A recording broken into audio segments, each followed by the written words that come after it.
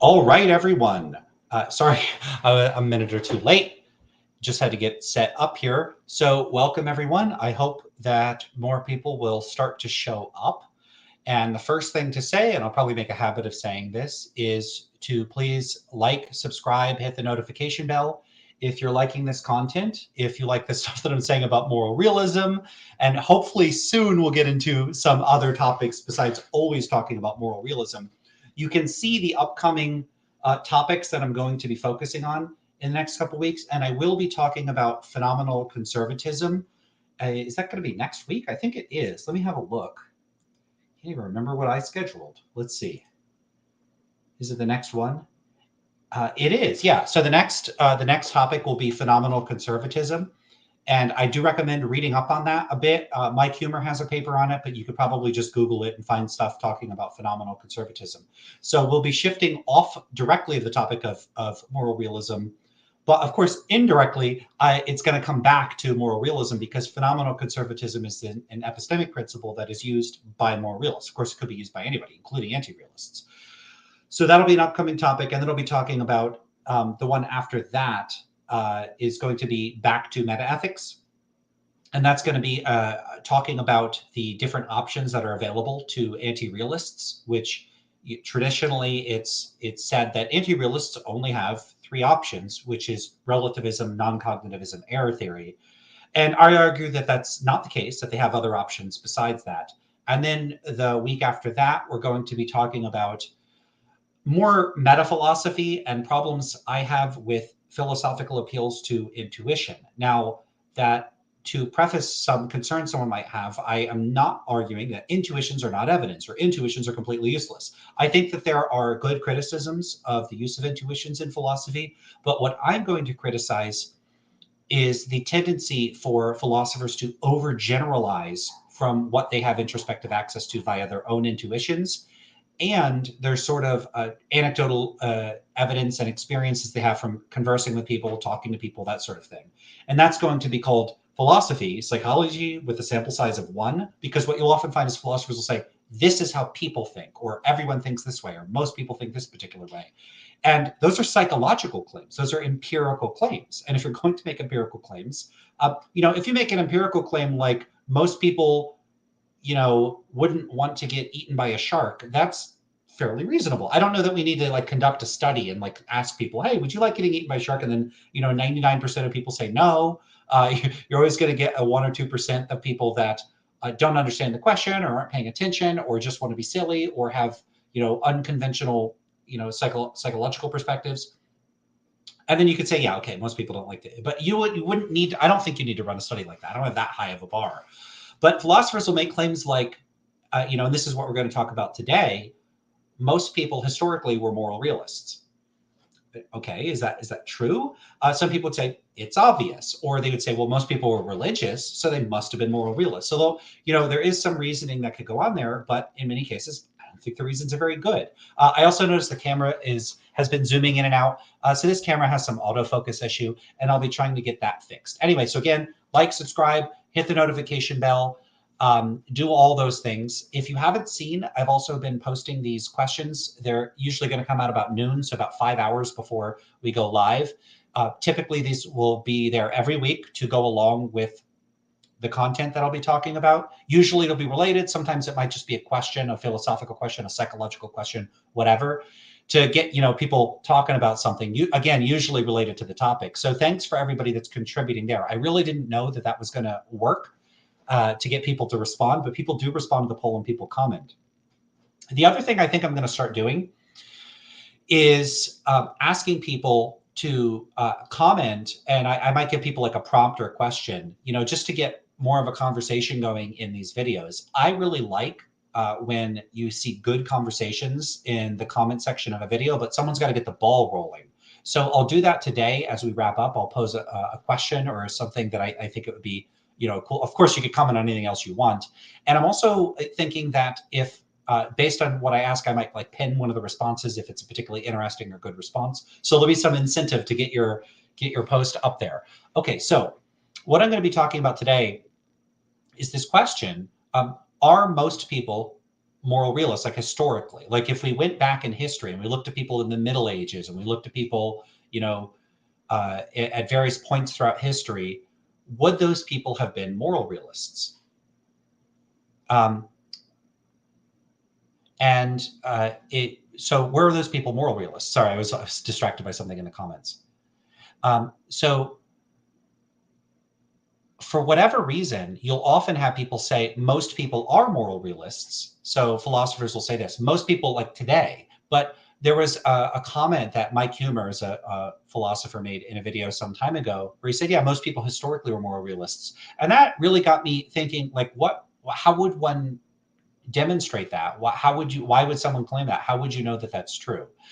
So I wrote a couple blog posts talking about this, and I'm going to go through those and then give my perspective on why I don't think it's true, historically speaking, that most people were moral realists. Now, what I want to get to today is to start getting into some of the empirical work in moral psychology, both broader research in moral psychology and specifically the psychology of metaethics, to start to show how these kinds of empirical findings can influence our perspective on metaethics and on morality more generally. And I suspect that as the years go by, it will become increasingly apparent that a lot of the judgments that people make within moral philosophy, within the analytic tradition, have a kind of narrow perspective that hasn't really fully taken stock of the far more interesting and diverse and distinct ways that different people historically and around the world have thought about morality and about normativity more generally. And then what you get is a particularly narrow perspective. And philosophers are just wildly overgeneralizing from how things seem to them or how they tend to think. What's more is that it's not even just that I think that there's a lack of appreciation for historical and cross-cultural work in human psychology more generally, and in moral psychology and human development, how people learn and acquire concepts, all of that stuff, which I think all raise serious challenges for how philosophers talk. But philosophers will make claims about how people within their own populations think, that I think are just, for instance, they'll say, well, most of my students respond this way in a class. Well, this is already a problem. Students self-select into these classes. It's not like you're randomly sampling the population. And typically when students are given questions by instructors, the instructors are providing a framework in which that person is expected to think about the particular questions. And there is a lack of appreciation or seeming awareness at all that if I structure questions for you and give you enough work to a framework in which to think about things, that can influence how you think about those things. And yet people will treat it as though the students' responses to those questions is what they would have said had they not been asked the question in that particular way. And the kinds of examples I use to illustrate this would be, for instance, do you think that most people walking around have a view about how to interpret quantum mechanics? Do most people, and we could say even historically, did people in the 1800s or the Middle Ages or around the world, 5,000 years ago, or pre-agricultural societies, 30, 40,000 years ago, did they have a view about how to interpret quantum mechanics? Did they either endorse like Bohm interpretation, Copenhagen, or many worlds or something? Almost certainly not. They wouldn't have had the terms or the concepts. They wouldn't have had to have thought about that at all. So right there, that's a case where people don't have views. Now, if I told someone, hey, let me tell you a bit about quantum mechanics, there's these different perspectives on how to interpret the collapse of a wave function or something. And then I say, so you got a few options here. You got Copenhagen, you got many worlds, maybe a few other like hidden variable accounts. Which one of those do you think is the most plausible? And someone answers, and let's say most people give a particular answer. You go, this is the folk notion of how to interpret quantum mechanics. This is what people are thinking about quantum mechanics outside the context of the study. No, that's absurd. You caused the person to form a view in the middle of the study. It doesn't mean you can generalize to people outside the study. And this is a problem I have with the way a lot of philosophers pose their questions. They'll present questions to people. People will answer and they go, that's how the people thought all along. Well, you don't know that because you don't know if your questions caused them to form a view. Now, you could say, well, they had a disposition to respond in this way before walking in the room. But this is already getting into some murky and dubious psychological territory. There are questions of whether there are framing effects in how you ask the questions. So I suspect if you took people with one particular philosophical view, they'll find a lot of the students happen to have their philosophical perspective. If you took someone with a different, with the opposite view, they'll find students have their tendencies to think in their terms. And it could be that there are subtle ways, like maybe the students know what their views are, and so they tend to say that they agree, even if they don't. It could be that the students assume they're an authority, and if they think a particular, like let's say I'm teaching a class in meta-ethics, students know I'm an anti-realist, and they go, well, you know, that they must know what they're talking, I must know what I'm talking about. So then they endorse it. So it could be people are falsely reporting that they endorse a view for social desirability reasons. It could be that they come to form the view because they become familiar with the instructor's work. It could be that they don't really have a view and they're going with what the rest of the class, like when people are doing these surveys, are they doing them anonymously, or are they having students raise their hand?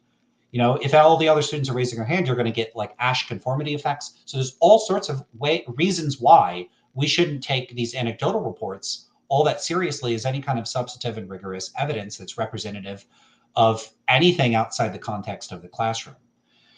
Okay, so let me jump through and say hi to people, and then I will get into these blog posts, and then we'll start talking about some of the empirical work. Okay, stoked to hear, let me show this one. Stoked to hear empirical work on folk meta-ethics. So we will be getting to that, but it's probably kind of come a bit after the post. I just did a study confirming the world is my idea, n equals 1, all participants. Okay, that's great. Okay, so that's it, other than people saying hi. So hello, and hi to everyone else that's already here. All right, so let me get into the blog posts. It might be a while for me to get through them. Hopefully, me reading these blog posts, it gives you a different kind of content than me just going, you know, off the cuffs, just saying whatever comes to mind, which I'll do after these. So that'll give you, you know, two different angles on these particular topics. Okay, so, and I also posted a link, and it's pinned to the particular blog post, and there's two. So, and you'll also find those in the description. Okay, here we go. Were most people in the past moral realists? No. There is little reason to believe most people in the past were moral realists. This may seem surprising. Weren't most people in the past theists, or at least people who believed in supernatural forces? Presumably, historical populations would have little qualms about believing in cosmic forces of good and evil, since they lack the qualms and misgivings that contemporary philosophers tend to express, much of which seem motivated by commitments to naturalism and a general inclination towards sparse ontologies. And even in the absence of explicit religious induction, we might think that people are naturally disposed to be moral realists. Moral realism is intuitive, after all. We might also suspect that moral anti-realism is a recent historical phenomenon driven largely by the rise of modern science, contemporary philosophy, and recent social and historical changes. Such changes have radically challenged our preconceptions and ushered in an age of skepticism, relativism, and disbelief. Perhaps moral anti-realism is just another element of our changing civilizational landscape. Yet it would be a mistake to think that if people weren't moral realists, then they must have been moral anti-realists, unless one regards anyone who isn't a realist as an anti-realist by definition. Compare to common disputes about the meaning of theism and atheism. We may think of atheism as lack of belief in God, and in that respect, even human societies that never entertain the notion of a deity would be nominal atheists. Yet such people would not have an explicit stance on the existence of God. And in a certain sense, while it's true that they don't believe in God and don't speak and talk as if there were a God, they don't deny the existence of God either. They have no position on the matter one way or another. Yet there are important differences between God as an example and moral realism. Societies without theism may lack any vocabulary for referencing gods, but if a society employs moral or quasi-moral language, we might wonder what's going on with such language. Surely that language commits people either to realism or anti-realism about stance-independent moral facts, doesn't it? I don't think that it does. Consider the opening claim in this post, that it is not the case that most people in the past were moral realists. The notion that people were moral realists is ambiguous. What does it mean to be a moral realist? Do you have to explicitly endorse moral realism? Is it a formal proposition that one must recognize as such that there's some explicit lexical equivalent to moral realism that you assent to? Is it enough to merely believe that there are stance-independent normative facts about what's right or wrong, even if you don't have a term for this view? So in this next section, it's called stances and commitments. There's a distinction between our stances and our commitments. Philosophical stances. We can think of a stance as an explicit philosophical belief, the kind of position we endorse when asked, and we may have a name for, such as realism, though we may not have a specific name, and that we've entertained or deliberated about, and so on. For instance, I believe that life on Earth evolved via natural selection. I don't merely speak this way or exhibit some implicit commitment to this view. On the other hand, we also have what we could call philosophical commitments. We may also speak in ways that implicitly commit us to a variety of presuppositions that we may not even consciously endorse, or that could be described third personally in such a way that they seem to conform to a particular pattern that's captured by a particular description, without those commitments or descriptions necessarily mapping on to any particular set of mental states or explicit beliefs.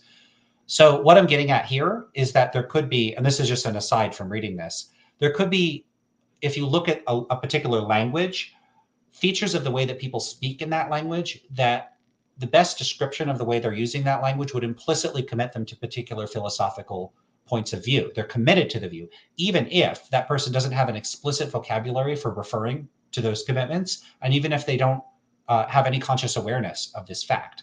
And so when we say that people were moral realists, are we saying that people consciously endorsed the view that there are stance-independent moral facts? Or are we talking about the way that they use language? Are we saying that the way that people spoke when they said things like murder is wrong, that they were implicitly committed to moral realism being true, even if they weren't aware of it? That distinction is very important. Okay, so for comparison, think of the grammatical rules that govern our patterns of speech. We can readily form mutually intelligible sentences and can readily spot when a sentence isn't well formed. Yet most speakers of a given language would be unable to articulate the formal rules driving their judgments. They have a kind of implicit expertise that cannot be formally stated as explicit beliefs or positions on the rules of their language. Such rules may regulate our speech patterns, even if a conscious explicit commitment to those rules isn't readily available to us when doing so. We might think of commitments in this way. Suppose researchers from another world who had no prior knowledge of culture or psychology, the culture or psychology of humans, had access to its transcript that captured all of the linguistic practices of a linguistic community. However, they couldn't conduct surveys or interviews or otherwise directly interact with or study members of that community or study their psychology.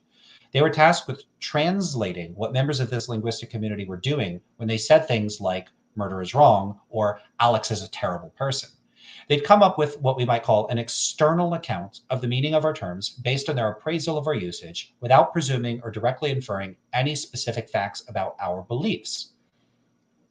So this gets a bit strange if people say things like, I believe murder is wrong. That complicates this, but I'm already wildly oversimplifying things. So the distinction I'm drawing is, it's really one of convenience to make this rough distinction between stances and commitments. The reality is probably a lot messier, especially if we get into what types of mental states we're talking about. Okay, so to continue. So when we talk about whether people were moral realists, we can be asking about stances or commitments. A realist stance, okay, that would be asking, did people in the past explicitly endorse realism? That is, did they believe that there were stance-independent moral facts? Alternatively, we could ask about realist commitments. Did people in the past speak in ways that would be best described as exhibiting an implicit commitment to moral realism, even if they didn't consciously do so? All right, so the next section is, did people in the past tend to have a moral realist stance? Okay, so we're going to first start by focusing on stances. So with respect to one, this idea of a moral realist stance, I'm not willing to presume that people were moral realists without evidence. As such, I think that we would need a good analysis based on available historical records of what people thought about the existence of stance-independent moral facts. There may be attempts to explore this question, but I haven't heard of them. And if you know of any, please let me know. My suspicion is that what records we do have would not present would present what is at best an unclear picture. Some people may have said things that look like an endorsement of moral realism, but it's hard to know since it may be difficult to glean what a person's beliefs are from what they've said or how they're described. The subtleties of philosophical positions may not be apparent given our lack of direct access to the perspective of the people living in those societies, i.e., their worldview and the way that they construe what they said and did.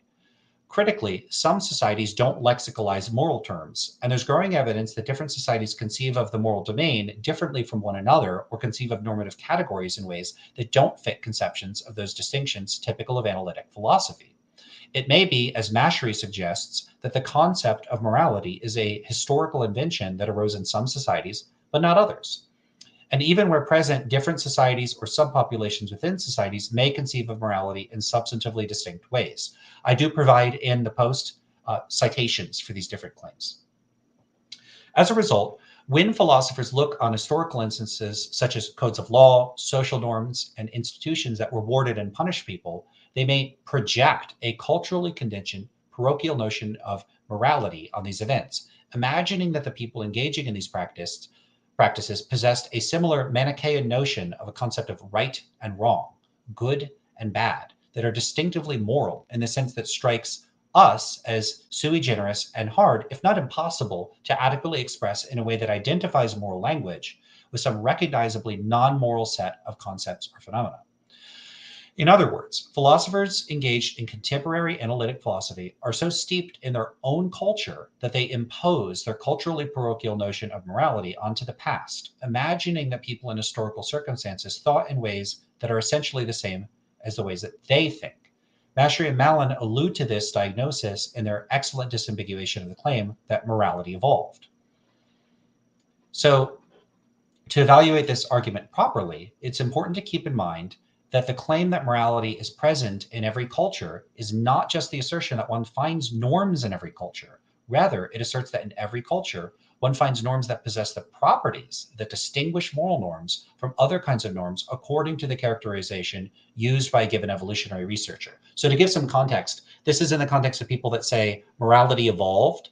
And when we say that, it's important not to just point to the fact that there are norms in a society or that they have normative language. What you would need to show is that they have distinctively moral norms and distinctively moral language such that you could say this subset of norms are the moral norms. And here's a principal distinction that allows us to say this is what makes these moral norms and this is what makes the rest of these norms not moral norms. So this is, and to continue quoting them. But why should we believe that moral norms are present in all known cultures? Researchers often bluntly assert this claim, or illustrate it with ancient or exotic codes of norms. Thus, Joyce refers to the norms in the Egyptian Book of the Dead and the Mesopotamian Epic of Gilgamesh. We find that this casual use of the anthropological and historical literature problematic. The problem is not so much that these researchers have not examined a large number of cultures and historical periods to substantiate the claim that moral norms are ancient and pancultural. Rather, the problem is that because they fail to clearly distinguish norms from moral norms, the evidence they allude to merely supports the claim that norms are universal, but not the much more controversial claim that moral norms are universal. So what you could see is that what people will do is they'll point to the presence of norms in this particular culture. Look, these people punished people. Look, these people praised people. Look, these people had laws. Look, these people thought murder was bad. And they'll say, see, they had morality. Well, what do you mean by morality? Do you mean just norms, or do you mean something sui generis that you wouldn't be able to offer any, operationalizable distinction? Or do you mean some sort of like natural kind that you could point to this nomological cluster, a set of characteristics that morality has that you could say these are moral norms, and then these other norms are like practical norms or epistemic norms or the norms of logic or the norms of, whatever it is that you're talking about the norms for. There's norms of like gastronomy, how to cook food. Would you say that, you should salt your pasta is a moral norm? Would you say, the standard way to greet someone or expectations about how people should dress or greet, say hello, say goodbye, those sorts of things, are those moral norms? They can be moralized perhaps, but they're not necessarily moral. Typically people wear shoes. That's a norm. Is that a moral norm? Is it unethical to not wear shoes?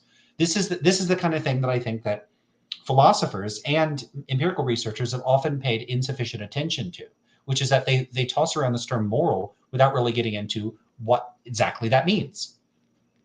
Okay, so to continue with the post. As their remarks illustrate, there is a profound inadequacy in the way researchers discuss ancient moral systems. They observe the presence of norms, then presume that these norms are moral norms without being clear on what that would mean, and, if they're clear, on demonstrating that the cultures with the norms in question have distinctively moral norms. There simply isn't very good evidence that all or most people living in the past were moral realists. We don't even have good evidence that all or most people had distinctively moral concepts, since there isn't even compelling evidence that a capacity for distinctively moral cognition is itself a universal feature of human psychology. And it would make very little sense to insist people were moral realists if they didn't even have moral concepts. Next, part number 4. Did people in the past tend to have moral realist commitments? This is a bit trickier to answer and would require addressing the kinds of arguments philosophers have typically appealed to when arguing for or against various semantic analyses of ordinary moral claims. It will at least suffice to say that we can at least say that one cannot appeal to the fact that people in particular linguistic communities speak in a particular way to infer that all people everywhere speak in the same way. In other words, just because people in 2023 use moral language a particular way in English in the United States, we don't get to just say everyone everywhere has always spoken that way. They didn't speak the same languages. We don't just get to just generalize that how people speak in one language is how they speak in another language. And it's hard to see how philosophers could engage in conceptual analysis of terms and concepts as they were used in languages those philosophers don't speak, in cultural contexts that those philosophers were never part of and could never be a part of. We may gain some insight into the meta-ethical commitments of historical populations by analyzing written records, but there are many limitations to such efforts. Most of these can be summed up by pointing out that many populations lack adequate and representative accounts of their everyday linguistic practices. And even if we had access to them, we may lack the relevant cultural context to interpret them as members of that society would have interpreted them. Finally, there's the omnipresent influence of our own cultural perspective, which would distort and bias our assessment of historical writings, motivating us to project our own notions of morality onto texts, even when this isn't an accurate appraisal of what was meant by or described by the author. And, at any rate, philosophers can't even reach a consensus when discussing linguistic commitments of a single language, in this case, English. Why should we think that they'd fare any better under the extraordinary constraints they'd face if they attempted to analyze how people in the past spoke and thought? So the point here is simply, philosophers have been completely incapable of reaching anything even approaching a consensus on the commitments of English when they're all writing in English, thinking in English, speaking in English, and they have access to millions and millions of English speakers. They still can't reach a consensus. And yet we're supposed to think that they could do this with respect to a bunch of different ancient languages that there might be no modern speakers of, or the language is radically changed. They don't know exactly what the culture is. They don't know exactly how everybody spoke and thought. They don't have any, they don't get to report students in their classes from 5,000 years ago how they thought, because they don't have students in their classes from 5,000 years ago. So they don't have access to any of the kinds of evidence and resources that they do appeal to. So why should we think that they're in a good position to make these judgments about how these people thought? Okay, so it's hard to distinguish this alternative explanation from the presumption that people in the past had similar notions of morality and were moral realists. Proponents of the notion that morality is a universal or nearly universal concept, and that people in the past are moral realists, may take both such claims. May make both such claims, but such claims typically consist of little more than uncritical assertions. I suspect people who make such claims are so familiar with speaking and thinking in moral terms and regard morality as so central to their lives that they presume everyone thinks and acts the way that they do. Okay, so finally, part 5, the conclusion. So were most people throughout history moral realists? There's little empirical evidence most people in the past were moral realists. When people make such claims, I suspect they're projecting their own ways of thinking on the past societies, or appealing to evidence that fails to disambiguate evidence of norms from evidence of distinctively moral norms. This does not mean that most people weren't moral realists. Rather, I've sought merely to challenge the notion that it's obvious that they are, or that we're entitled to the assumption that they were. The onus is on those who claim that most people throughout history were moral realists to provide adequate evidence for such claims. I don't think they can, because I don't think there is adequate evidence. I have not yet provided grounds for doubting that people are moral realists, and this would apply to the present as well as the past. This is a case I will build in subsequent entries. My goal here has been to pave the way for such an account by making it clear that it's not obvious people in the past were moral realists. And if moral realists think it is obvious, or even just true or plausible, they'll need a better case for this than the mere assertion or a superficial appeal to history. Okay, so that was the first post. Thanks, everyone. And let me have a look at what people have said since then. Okay, a couple comments.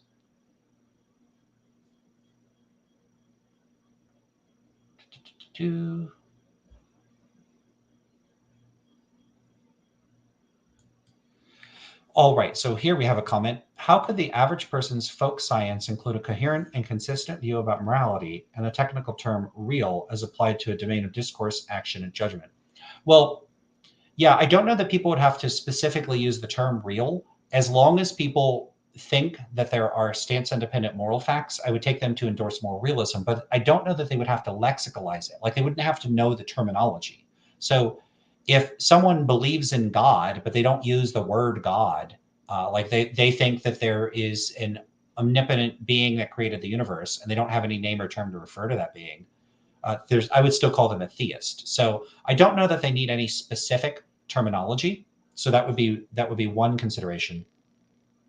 As far as them having a coherent and consistent view, yeah, I find that to be a little strange. What some philosophers might say is they might say, look, it doesn't have to be perfectly coherent. There could be performance errors, some mistakes, some work to clean up, because I don't even think philosophers take their own positions to be perfectly coherent. They might think, yeah, it's messy, but it's kind of like a diamond in the rough, and they would still think there's a diamond in there that you could polish. And so while people would have somewhat fuzzy beliefs and some inconsistencies to identify, the purpose of doing philosophy isn't to develop entirely novel views or to discover views that were no part of your initial set of beliefs or commitments or attitudes when you set out, but rather you have these sort of initial intuitions and you refine those through introspection and you reach a state of reflective equilibrium. So there's something there from the outset, and the purpose is to sort of clear away the rubble and find out what's really underneath. I think that's part of the idea, that there's something inchoate there and that we're really discovering, in a certain sense, the perfected form of what we've thought all along. Why we should think that people do that, I don't know. I don't think when people, for instance, make causal claims that there's an implicit commitment to quantum mechanics. And I don't think that they kind of have one, but it's just rough and we need to polish it. There's nothing there at all. They don't have or need that for making causal claims. And I think it's the same thing with metaethics.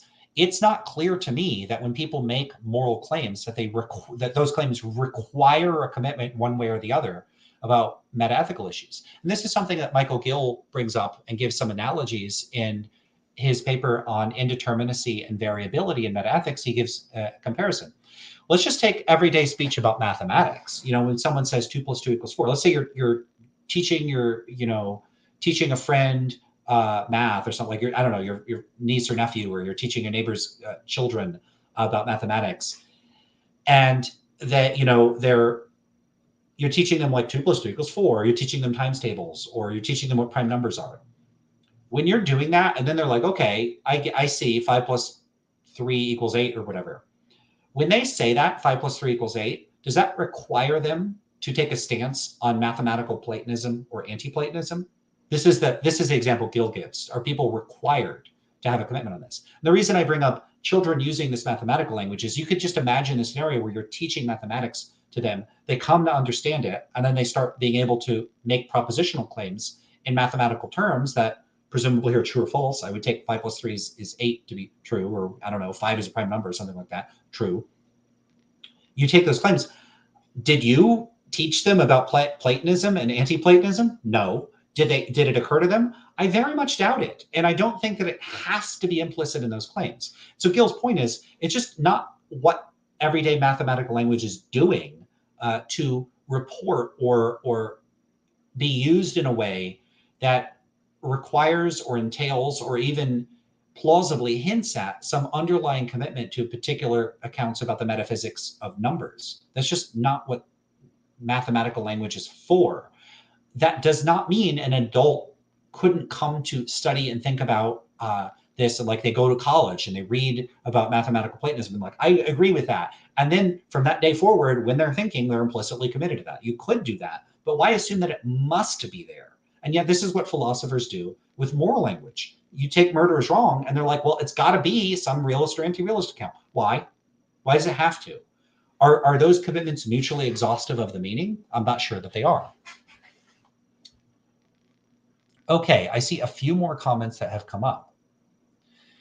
So yeah, we have this. They might not even partition morality the way philosophers do, even in a more or less similar background. It might be fun to ask university professors in different disciplines. Yeah, so there's a bunch of research that shows that People from weird cultures, so this is Western educated, industrialized, rich, and democratic cultures, tend to think in ways that aren't just unrepresentative of most of the world's population, but that tend to systematically anchor one or the other end of the distribution of traits. So if you measured everybody along some dimension that you quantified, like 1 out of 10, you might get an average in the world of like an 8.3. And then people from the United States, for instance, might be like a 1.6, like they're on the opposite end of the average. And you look at all the rest and they all tend to be around 8. So you get a 6. So you might get a number like, you might get numbers like this: 6, 8, 7, 8, 9, 10, 6, 8, 1. And that's going to be tend to be the weird culture. It tends to be the outlier. So you already have that the people that it's not everybody, of course, but a substantial proportion of analytic philosophers come from weird cultures. So they're already a psychological outlier with respect to most of the world's population. And that's contemporaneously. That's like they're outliers with respect to the current population. We don't even have a way of measuring how much they're representative of historical populations. It would be incredibly bizarre if they were more representative. So if anything, that's just going to be exacerbated further when we consider historical populations. In other words, philosophers today are even less psychologically representative of people living in the past. And the further in the past we go, and the more culturally distant we go, the more those differences are likely to become. It doesn't guarantee it. And it's always possible that different cultures converge on similar concepts, terms, beliefs, philosophical positions, and so on. But again, that could be true. The onus is on someone saying that it is true to provide evidence for it. It's not the onus of a skeptic to demonstrate that it's not the case, that some population here or there thinks the same thing you do. You know, you're making a psychological claim. Like, look, imagine I say, I like chocolate cake. And then I say, well, I like chocolate cake. That person over there, my neighbor, likes chocolate cake. That doesn't follow. And I don't get to say, well, I like chocolate cake. People generally like chocolate cake. You're going to have to prove my neighbor doesn't like chocolate cake. Otherwise, I'm entitled to say that they do. If I have evidence that if the average person likes chocolate cake, now we have something. But what I don't get to do is generalize from how I think about things. Representativeness matters. If I don't have good information about the degree to which my attitudes or judgments about a given issue are representative of other people's attitudes or judgments about a given issue, then just making sweeping declarations about how other people think doesn't make a whole lot of sense. So, okay, so analytic philosophers tend to come, on average, from populations that are psychologically unrepresentative of other populations. It doesn't mean that there aren't people that aren't from these cultures that study analytic philosophy. That absolutely happens. But it's just a question of on average. These are average comparisons across populations. So there's already that. Then you have that what do? Well, they self-select into studying philosophy. And then what philosophy are they exposed to if they're doing analytic philosophy? Analytic philosophy. And so they read a bunch of papers that are published in English, written by people that are disproportionately likely to come from weird cultures. And so what they're doing is they're amplifying everything that's culturally idiosyncratic and unrepresentative about weird cultures to like 1,000 degrees. So you're turning up that oven of cultural difference. You're magnifying it, and then that is influencing. That gives them the terms, the concepts, the background, the framing, the structure in which they think, and then they spend tons and tons and tons of time, thousands of hours reading this stuff, and then they form beliefs after they come out of that, and then they say this is how everyone thinks. What? Why would you make that conclusion? How do you know everyone thinks the way you do after you went through this very specific process that plausibly, I would say, caused psychological changes in the way that you think? Maybe that is how people think. But again, that's an empirical claim. And for some reason, philosophers seem perfectly comfortable extrapolating from the way that they think, like them and other philosophers, the way everyone thinks, or extrapolating from the way people in their classroom think to how everyone thinks. And not just everyone currently alive, everyone throughout history. So like 10,000 years ago, people were moral realists. Were they? I have no idea. Probably not. I don't think so, because I think that the concept is something that was invented by philosophers. So I think probably not. Okay. Next question. Do the people who claim that moral realism was a historically dominant position also take a stand on whether historical people were naturalists or non-naturalists? I don't know. I haven't heard someone say everyone historically was a naturalist or non-naturalist. I would guess that they would think that people were non-naturalists, because thinking in distinctively contemporary scientific terms that things are natural or natural or non-natural. I don't know that they would add that as something that people would think. They might just say that it's neutral between the two. The problem with that is that naturalist accounts and non-naturalist accounts frequently, if not typically, give fundamentally different characterizations of what the objective moral facts are supposed to be. So a non-naturalist moral realist might regard these norms as authoritative, as irreducibly normative, and so on, whereas a naturalist might regard them as a certain kind of descriptive fact. And I don't know. So I haven't heard anybody say everybody in the past were non-naturalist realists or everybody in the past were naturalist realists. And this is a point worth making, is that there's something odd about calling naturalists and non-naturalists like realists and treating that like one umbrella term for these positions, given that in many ways they're often very, very different from one another. So naturalists are often going to drop the irreducible normativity, the authoritative force, and those other sorts of characteristics of their moral realist account. And so they might say something like, look, moral facts are just facts about what increases well-being and decreases suffering. Those facts, that's not unintelligible to me. Let's just say that's what moral facts are. Okay, well, now there's moral facts, because clearly there's facts about well-being and suffering. But the thing about that is moral realists very frequently, non-naturalists, will have all kinds of critical things to say about anti-realists, like that they don't think baby torture is wrong, and that all sorts of things about how terrible anti-realists are.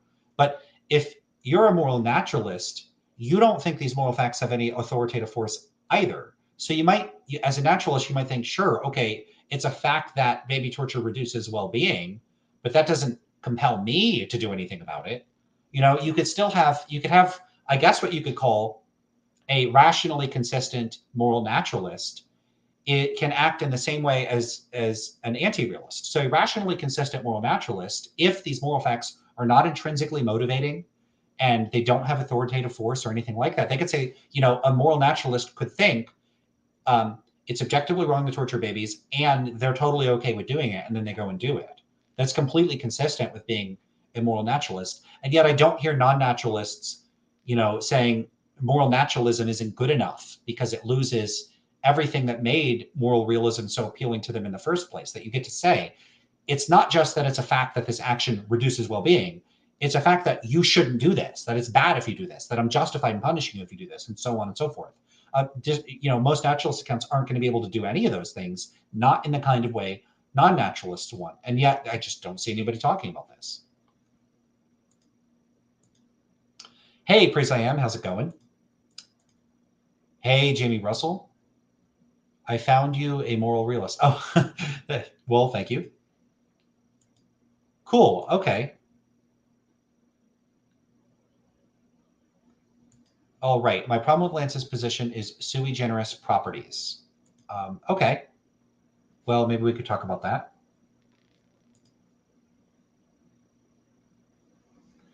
Can you explain sui generis properties of morality and how supervenience can work for a moral anti-realist? I'm not super clear on the question. I'll try to give it a shot though. So sui generis, I would take sui generis as you're not going to be able to unpack it or explain it in any other sorts of terms. It's just it's kind of, I guess you could say, conceptually autonomous. You're not going to break it down and describe it in any, it is what it is, so to speak.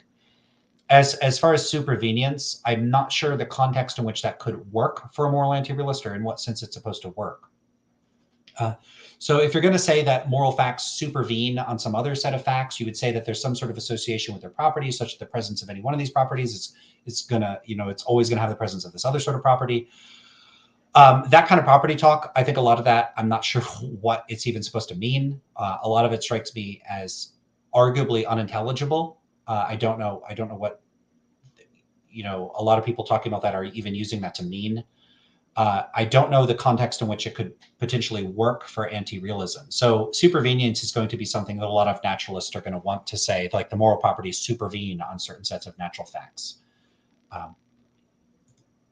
But I don't know. If there's something more to say about that, I guess I could get to it. And sorry if that wasn't a great definition of, I didn't give a good account of what supervenience is. I'm just not sure if that's, I'm also just not sure if that's something that'd be especially valuable to discuss. Okay, good points, Lance. Should have been more careful. I'm very dubious about conceptual analysis as a general matter. Should have been more careful about what?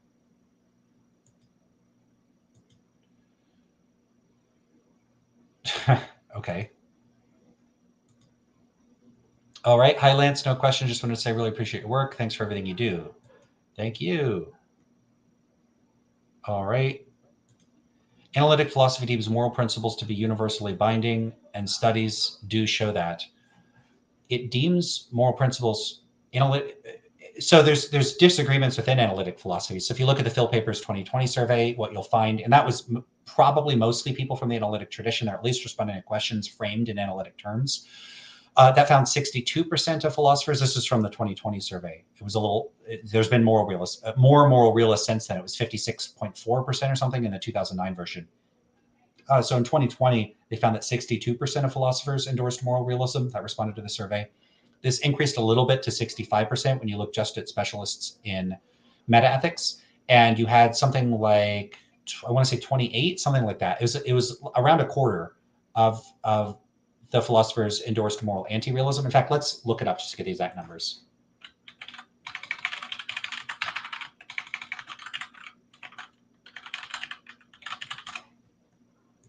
All right, I'm pulling it up now.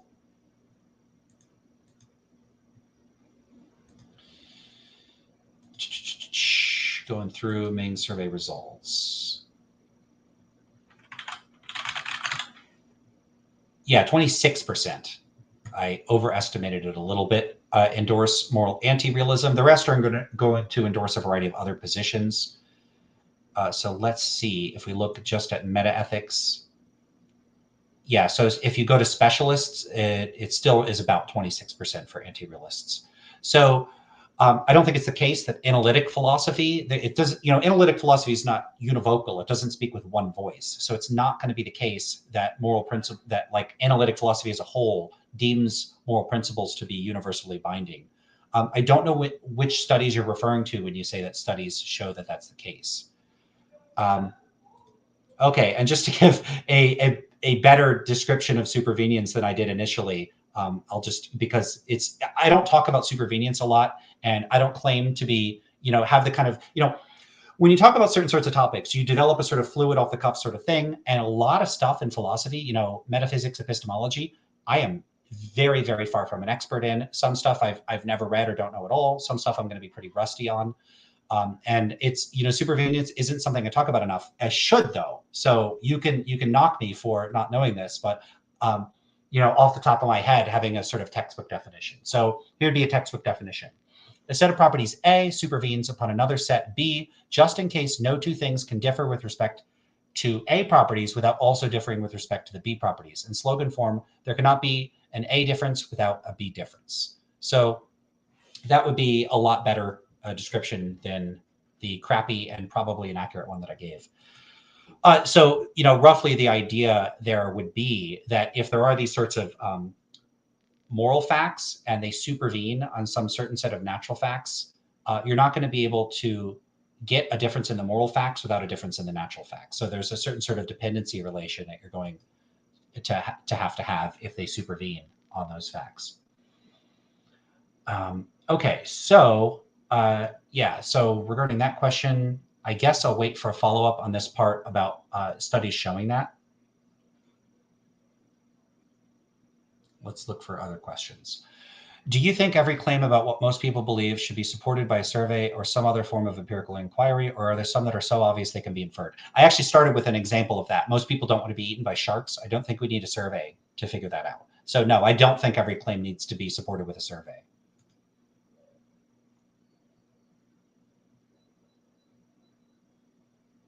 Looking at more questions. Hi, Rebecca. Are you still here? I'm often way behind on people's comments. Oh, that was just 3 minutes ago. All right, not to try to rain on the parade, but I think the realist anti-realist debate comes down to intuitions versus experience, which is completely motivated by a difference in personal attitude. I don't know, maybe. I don't know if it comes down to a difference between intuitions and experience. One reason why I suspect that that's the case is that I have rarely seen moral anti-realists explicitly say that they don't have realist intuitions. Instead, what you often will find is that moral anti-realists will say, look, I have realist intuitions. It's just that I think that I think that there are reasons that sort of override those intuitions. So they might even agree with realists that there's some prima facie case to make for moral realism. It seems like moral realism is true, but then we can override it. So a lot of anti-realists would say that. And I don't know what would happen if you surveyed moral anti-realists that are analytic philosophers, but it wouldn't surprise me if a majority of them would say that they have realist intuitions, but think realism is wrong anyway. I don't actually know the numbers, and I don't think that anyone's conducted those surveys. Oh, hi, Rebecca. I'm glad you are here. Yeah, well, there are arguments that moral realists can appeal to besides it sure seems right. So they're going to rely extensively on intuitions in many, many cases. And there are people that really push intuitionism as an important epistemic component of the case for moral realism. So Michael Huemer would be one. The case for ethical intuitionism is, he has a book called Ethical Intuitionism. There are going to be other sorts of arguments that people would provide. So there's going to be the argument for moral convergence. Again, that's also Huemer. And there's other sorts of arguments that people present. It's not all about, just appealing to one's intuitions.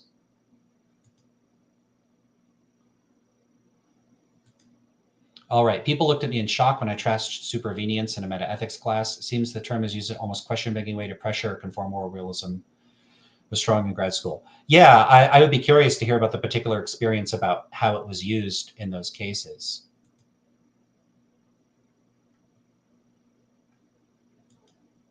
I meant whether someone trusts intuitions versus experience to track the truth.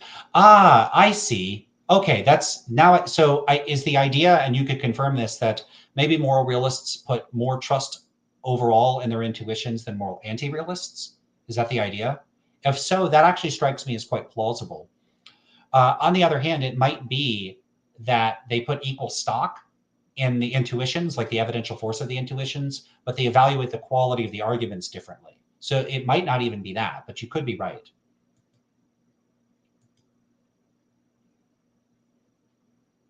As to the source of analytic philosophy being empirically the case, the name of the paper is The Moral Universalism Relativism Debate. What does that paper show? Can you tell me more about that paper? What does that paper argue for? Okay, so let's get into talking a little bit about what kind of empirical research I was talking about. So there are a few papers that would be really worth looking into that make the case against the notion that there is this distinctive moral domain and that people reliably, sort of universally, pan-culturally draw a distinction between moral and non-moral norms. So a lot of that research developed through the work of Turiel and a few other people through this paradigm called the moral conventional paradigm, and it was used to assess what's called the moral conventional distinction. And the way that works is what you do is you give people certain sorts of scenarios. And this could be something like hitting another person and going to school or work or whatever in your pajamas. What you do is you ask the person responding to these questions a series of questions about them. Okay, so you present someone with one of these scenarios, hitting another person. And you ask them, how serious do you think this is? Very serious, not very serious. It turned out that didn't reliably distinguish moral and conventional norms, so it was eventually dropped. But there is a bunch of evidence that Western populations, in particular, many people within these populations do tend to assign a cluster of traits to questions like, questions about hitting another person. So this would be stuff like, if the teacher said it's okay, or an authority figure says it's okay, would it be okay? And for hitting someone, people say no. If it's pajamas to class or whatever, then they say yes. Another question would be, what is it that makes it wrong? And people would tend to say, well, it's wrong because you hurt somebody, or it's unfair, or it's something like that. So the prototypical moral norm is, supposedly justified in terms of harm, fairness, rights, those sorts of things. Whereas the conventional norms are not. Oh, we just decided on that or whatever. It's not going to be grounded in the same kinds of justifications. And then finally, there's a question of universalizability. So the question is, would people in other cultures follow this rule or have to follow this rule? And then the answer, again, for the prototypical moral norm would be yes. And then the rule for like pajamas might be no. Maybe people wear pajamas. And so the argument here is that there's an early emerging, in fact, as early as 2-3 years old, there's an early emerging tendency for very young children, and then this persists through adulthood, to reliably distinguish moral norms in terms of these three characteristics: authority, independence, generalizability, and justified in terms of harm, fairness, or rights, that sort of thing. And if people have this pattern of judgment, we could say, okay, well, we've identified a sort of natural kind. We've identified this distinction that people make between moral norms and conventional norms, or at least, more broadly, non-moral norms. And if this is universal, and if this reliably emerges in childhood, we might think, okay, well, maybe there's an innate tendency, an innate predisposition for children to distinguish moral norms from non-moral norms. And there you go. You've got your set of characteristics. And maybe there's more characteristics. Maybe we do some philosophy and we find out more. But overall, the idea here is that, look, we've got a candidate way to distinguish moral from non-moral norms. Now, it turns out these findings have been found in particular populations, and you could continue to find them today. There's been subsequent studies, and they do replicate as far as I know. The problem is that there's a bunch of methodological concerns about this. One is that, do these findings generalize to all populations? It turns out the answer is no. Efforts to identify the same pattern have not found the same pattern reliably emerges in at least some other cultures. And so this might be a distinctively weird pattern to distinguish things in this way. That is a pattern that's distinctive to Western educated, industrialized, rich, and democratic populations. So that's one feature of this. The second problem is, it's a little complicated to get into this, like the stimulus to fixed effect fallacy, but here's a kind of issue. If I'm going to make generalizations, not just about other people, but about the moral domain, then the items I use in my surveys or my questionnaire or my study to reflect the moral domain would need to be reflective of the entire moral domain. They need to be representative of that domain. However, did these researchers, extract some comprehensive and representative set of moral considerations? No, they hand chose a specific subset of moral issues and then asked people questions about those and then said, okay, so these moral questions that we asked about exhibit this pattern, and these conventions that we asked about exhibit this pattern. And so therefore, moral norms have this pattern, conventional norms have this pattern. The problem is, what if there were some moral norms that you could have given people that if you did give them, they wouldn't exhibit this pattern? And what if there were conventions that if you did give them to people, they wouldn't exhibit this pattern?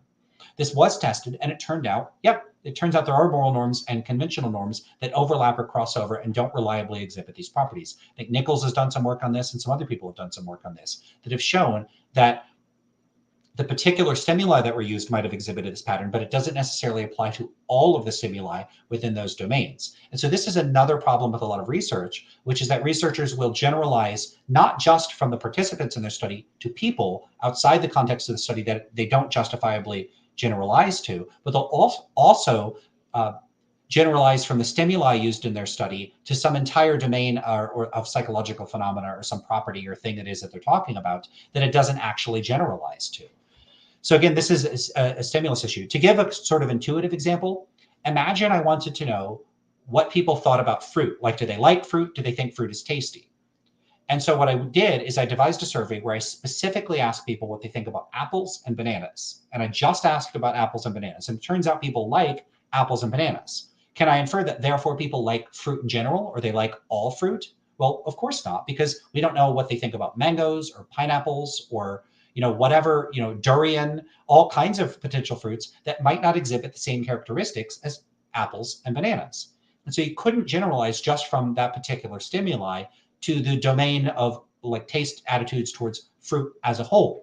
You would need to get a representative sampling of all the fruits that one, and this could be all fruits, or it could be, enough, you cross into enough categories. Maybe you don't need to test, if someone likes one variety of orange or one variety of apple, there's hundreds of varieties of apples. They're like, if most people like 5 varieties of apples, do you need to test them for literally every single variety of apple in order to say that people like apples? Well, maybe not. But if you just know about what they think about apples or bananas, that's not going to tell you a whole lot about what they think about citrus. It's not going to tell you a whole lot about what they think about, all kinds of other cherries, strawberries, blueberries. You don't know. And so you can't generalize from that subset to everything as a whole. And yet this is what a lot of research in psychology does. So there are these methodological concerns that show that that pattern doesn't necessarily reflect how people think in any particular culture, and it doesn't generalize to other cultures. So this problem of distinguishing the characteristics that allow us to make a principal distinction between moral and non-moral norms there have been other empirical attempts, and I don't find any of those to be particularly compelling either. So you have moral foundations theory, but that seems to just make an a priori assumption that the different normative categories that people will endorse or not endorse to varying extents are reflective of some broader moral domain without actually doing the empirical work to demonstrate that there is a conceptual unity to the types of judgments that people are making, such that there's a principal distinction between the moral and non-moral norms. So again, there just isn't empirical evidence to show that people are thinking in distinctively moral terms. Now, there's also this deeper question about this claim that morality evolved. And there's a great paper called Evolution of Morality by Mashry and Mallon, where they talk about that claim. And that claim turns out to be ambiguous. And you can disambiguate it in at least 3 ways. One way to interpret the claim that morality evolved is to say that some of the psychological components or mechanisms involved in moral judgment were the product of natural selection. They evolved. Now, if that were the case, does that mean that a distinctive capacity for moral cognition evolved? Well, no. And this may be true, but it's also a fairly trivial thing. Are some of the mechanisms that we use to play chess or basketball or to do, to speak a particular language, did some of the mechanisms involved in that evolve? Well, sure. That doesn't mean that that capacity is itself directly a product of natural selection.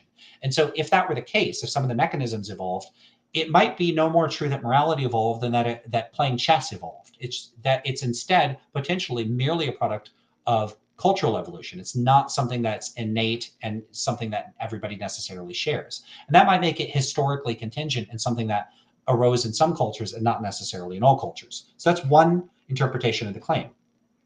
At least some of the mechanisms involved in moral judgment evolved. Another way to interpret this claim is that a capacity for normative cognition evolved. And Mashry and Mallon argue that the evidence for that might be quite good. In fact, I think that they do endorse that normative cognition probably evolved. But normativity isn't restrictive to a distinctive domain like the moral domain. You could say I use moral norms to refer to all norms. So there's attempts to try to define it that might try to sweep everything else up. But if that's the case, like, would we consider epistemic norms moral norms? Would we consider norms about how to cook moral norms? That seems a bit weird. It seems pretty dubious to think every norm is a moral norm.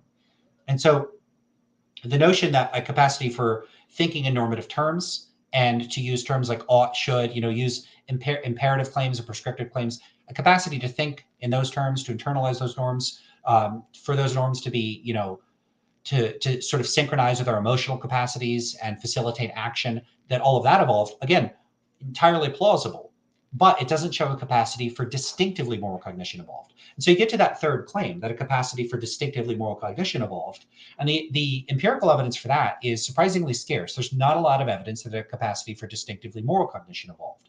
And you can actually look at other papers that have likewise raised this concern. And Mashry in some other papers talks about this, that often what you'll see in empirical literature is that the researchers will not do the work of actually showing what they mean by morality in a principled and rigorous and substantive way. They might just say, by morality, I mean altruism, or by morality, I mean, reciprocal altruism in this particular population. Like if this group helps, if this, individual helps this other individual and they help them back, that's morality. Or resource distribution within some group. I'm going to call that morality. Now, these stipulative definitions, you're welcome to use the word morality however you want, but stipulative definitions are not going to give you the kind of principled distinctions that I'm talking about. And so those aren't going to work either. And then, there's also work by Stitch trying to argue, look, have philosophers managed to come up with any uncontroversial, principled way of saying this is what makes something moral and this is what makes something non-moral? Again, not really. So they can offer arguments, but I don't think there's been any consensus or anything even particularly compelling that would allow us to say this is what morality is about. All of these different accounts are subject to challenges, and it's not obvious which one is correct. And I don't think anyone's made a convincing case that any of them are correct.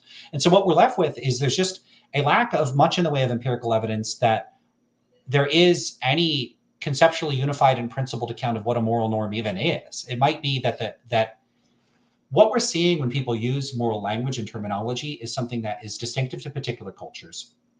And that language doesn't pick out any particular moral domain at all. So Stitch has this paper called The Moral Domain, and he talks about, what distinguishes moral norms from non-moral norms? Nothing, because there is no moral domain. There's certain dispositions to speak and think in particular ways that have emerged in some cultures, but they don't pick out any kind of principled type of norm. And so what we're actually seeing is this kind of sense that we're reifying our language. We're thinking that because people use moral, like this certain kinds of language, moral language, that it must pick out this certain sort of category of thing. And maybe there's just nothing in particular that it picks out. Now you might think, okay, well, whatever. We can set aside this linguistic stuff and this conceptual stuff. We could still ask, are there stance-independent facts? Are there facts that are true independent of the attitudes of individuals or groups, or their preferences or values or whatever? So are there facts of this kind? And are they irreducibly normative? Do they have authoritative force? Do they tell us what we ought to do? And are some of those facts things like, you ought not torture babies? That could still be true, even if there's no distinctive moral concept, even if no culture has distinctively moral concepts, or even if it only arose in some cultures and not others. We could say, yeah, all of that might be true, but there might still be facts of this kind. I actually agree with that. And so I don't think that if there's no moral, like that by itself undermines moral realism, because we could still say, okay, look, maybe there's nothing distinctively moral, but we could still ask whether there's norms of this particular kind.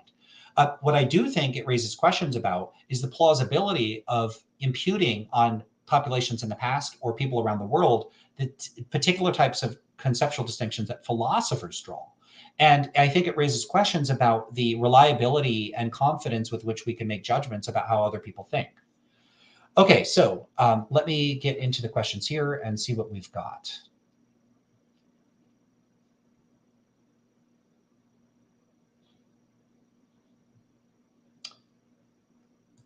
All right, most people who call themselves naturalists aren't, in my view, a lot of the work. Okay, aren't, in my view. A lot of the work seems like an attempt to justify pre-theoretical intuitions and important aspects of their life world. Need a book to give substance to that. I mean, maybe, I don't know. That could be the case. Research shows that people deem morals universal in that paper. So you'd have to show like which people, what proportion of people, how well did it generalize, and what do you mean by universal? So universalism, I understand universalism to concern the scope of moral claims, not the truth, like what services to truth makers for those claims. So even an anti-realist can endorse the normative moral view that everyone ought to do such and such, and they can regard that view as universal. I mean, that's what they mean by everyone. So I don't take universalism to be a claim that is even relevant to realism and anti-realism. I take it to have to do with the scope of a normative the scope of a normative moral claim, not what it is that makes it true. So the realism distinction concerns what makes it true. Yeah, so a supererogatory act is an act that goes above and beyond what's morally required of us. So it's, if someone sacrifices their life to save another person, we might say, okay, well, one, that's morally permissible, but two, it wasn't morally obligatory, but it's good in a way that goes beyond merely it. So, there's a difference between this action isn't morally, like it's not morally obligatory for me to tie my shoes, for instance, but it's also not heroic. It's not supererogatory. It doesn't go above and beyond what's morally required of me to be something that's like morally good in a way that supersedes those obligations. It's like extra good. Supererogatory moral actions are kind of like moral extra credit. Supererogatory actions are completely compatible with anti-realism because an anti-realist can still have a normative moral standard. And on that normative moral standard, they can employ all the sorts of normative categories that a moral realist could employ. So they could think that some actions are morally permissible, some are impermissible, some are obligatory, some are not obligatory. You could say that there's certain sorts of actions that fall within your personal prerogative. You could do them if you want to, but you're not required to do so, and they're morally permissible. So you get these permissible, you get required, and they could say, yeah, I think some actions are supererogatory. I think certain sorts of actions are especially morally praiseworthy. I don't think they're mandatory, but I think if you do them, it's like extra moral good. So there's nothing about anti-realism that would prohibit you from saying or doing something like that. Oh, okay. Well, saying it's not related to the stream. Well, maybe not, but I'm happy to answer a question like that. All right. As to supervenience, presumption of the so-called logical difference of a domain called moral, if we're talking about systems, an atom, and then they say that a difference of molecules necessarily requires, a change in atoms, though I agree as a matter of description. I don't take that to be carving up the world into something that partitions factual domains. To call the moral facts supervenient. Okay, I don't know if there was a further thought there. It like didn't end. Okay, so Lance is arguing moral epistemology, but realists argue ontology. So epistemology and ontology are closely interwoven with one another. I mean, typically, if you're going to make epistemic claims, they're going to be epistemic claims, frequently about what's real or what exists. So epistemic claim, if you're appealing to various epistemic principles, it will often be for the purposes of making claims about ontology. If there's claims about what's real or not, then we're still frequently going to be talking about what kind of epistemic access we have to those alleged, features of what the world is like. So I find this a bit puzzling that I'm arguing moral epistemology, but realists argue ontology. I don't know quite what that means exactly.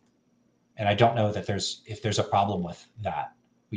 But also moral realists, a couple things to say. One is that moral realists will sometimes include as a feature of their account of, this is especially true of more robust accounts of moral realism, of epistemic access, that we know at least some of the moral truths. So sometimes moral realism actually includes an epistemic component. But even if it doesn't, one can be a moral skeptic, and one could say that, look, even if there were moral facts, we could have knowledge of them. So there's a pretty close relationship between epistemology and metaphysics or ontology that I don't see it as an issue to move between talking about epistemic considerations and ontological considerations.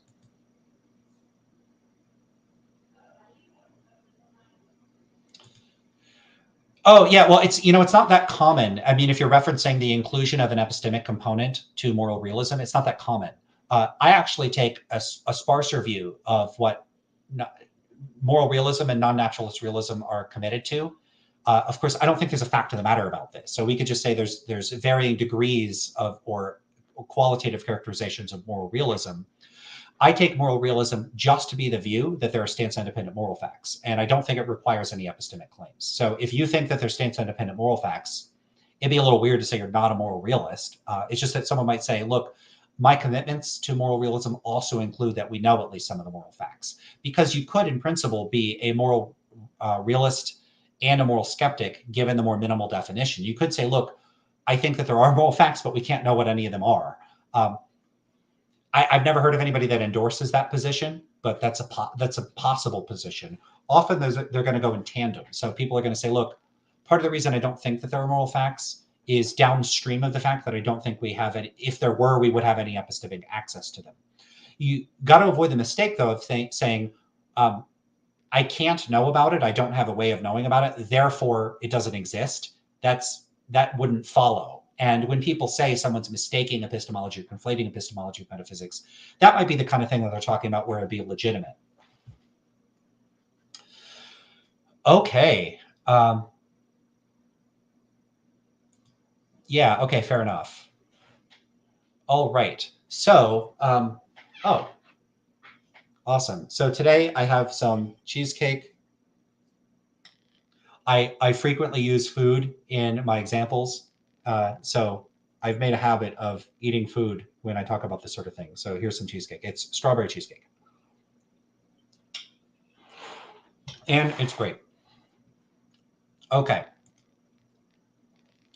Would love to hear your take on implicit moral realists. I don't really know what it means to say someone holds a position, but only implicitly. Okay, I can talk about that. Okay, so the typical arguments in metaethics about the folk position are largely predicated on this semantic analysis of moral claims or moral judgments. So what philosophers will do is they'll take examples, I call them toy sentences. They'll take sentences like murder is wrong, and then they'll say, okay, well, look at the sentence. Let's consider our judgments about what this sentence means. And a moral realist might look at this and say, look, murder is wrong. It looks like an assertion. It looks like a propositional claim.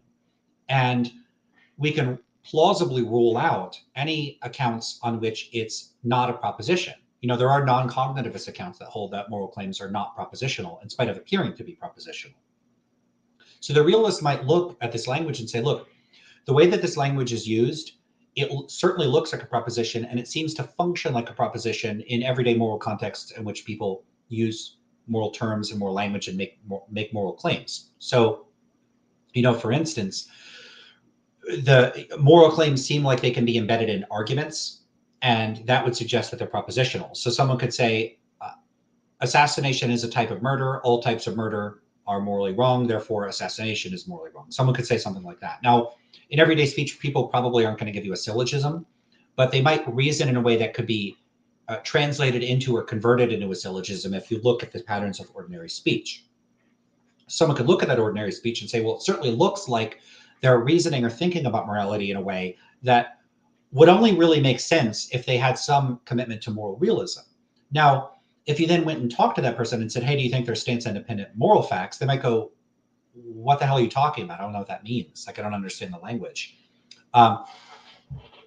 And so they might just not understand what you're saying there.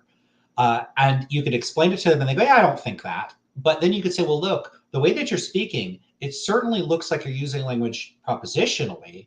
So, okay, so you're at least a cognitivist, right? And they might go, well, what's that? And then you explain it to them. And they go, yeah, okay, fine. Okay, I'm a cognitivist. But then you might say, okay, well, you've got to be a realist then if you're a cognitivist, or you've got to be some sort of cognitivist that doesn't endorse it. Are you a relativist, for instance? And then they might say, no, I'm not a relativist. And it's like, okay, well, if they're rejecting all of the meta-ethical positions other than realism in terms of the commitments and the way that they're speaking, it might be that explicitly they're not acknowledging that they're a moral realist, and yet the way that they're using moral language only makes sense if you're committed to moral realism. So the way that a lot of philosophers are going to get to a sort of initial case for moral realism is to look at the way that people use terms and language, or at least how they think people use the terms and language, and then infer from this, well, it sure looks like people are speaking like moral realists. It sure looks like they're thinking like moral realists. And that seems to suggest that realism is the common sense view. And so that kind of appeal would be the kind of appeal that people would make when talking about implicit realism. And that's what I was talking about when I talked about philosophical stances and commitments. Okay. Are there other questions or anything like that? Feel free to ask. And then I could talk a bit more about the specific empirical work on folk metaethics. Okay, I'm not seeing any.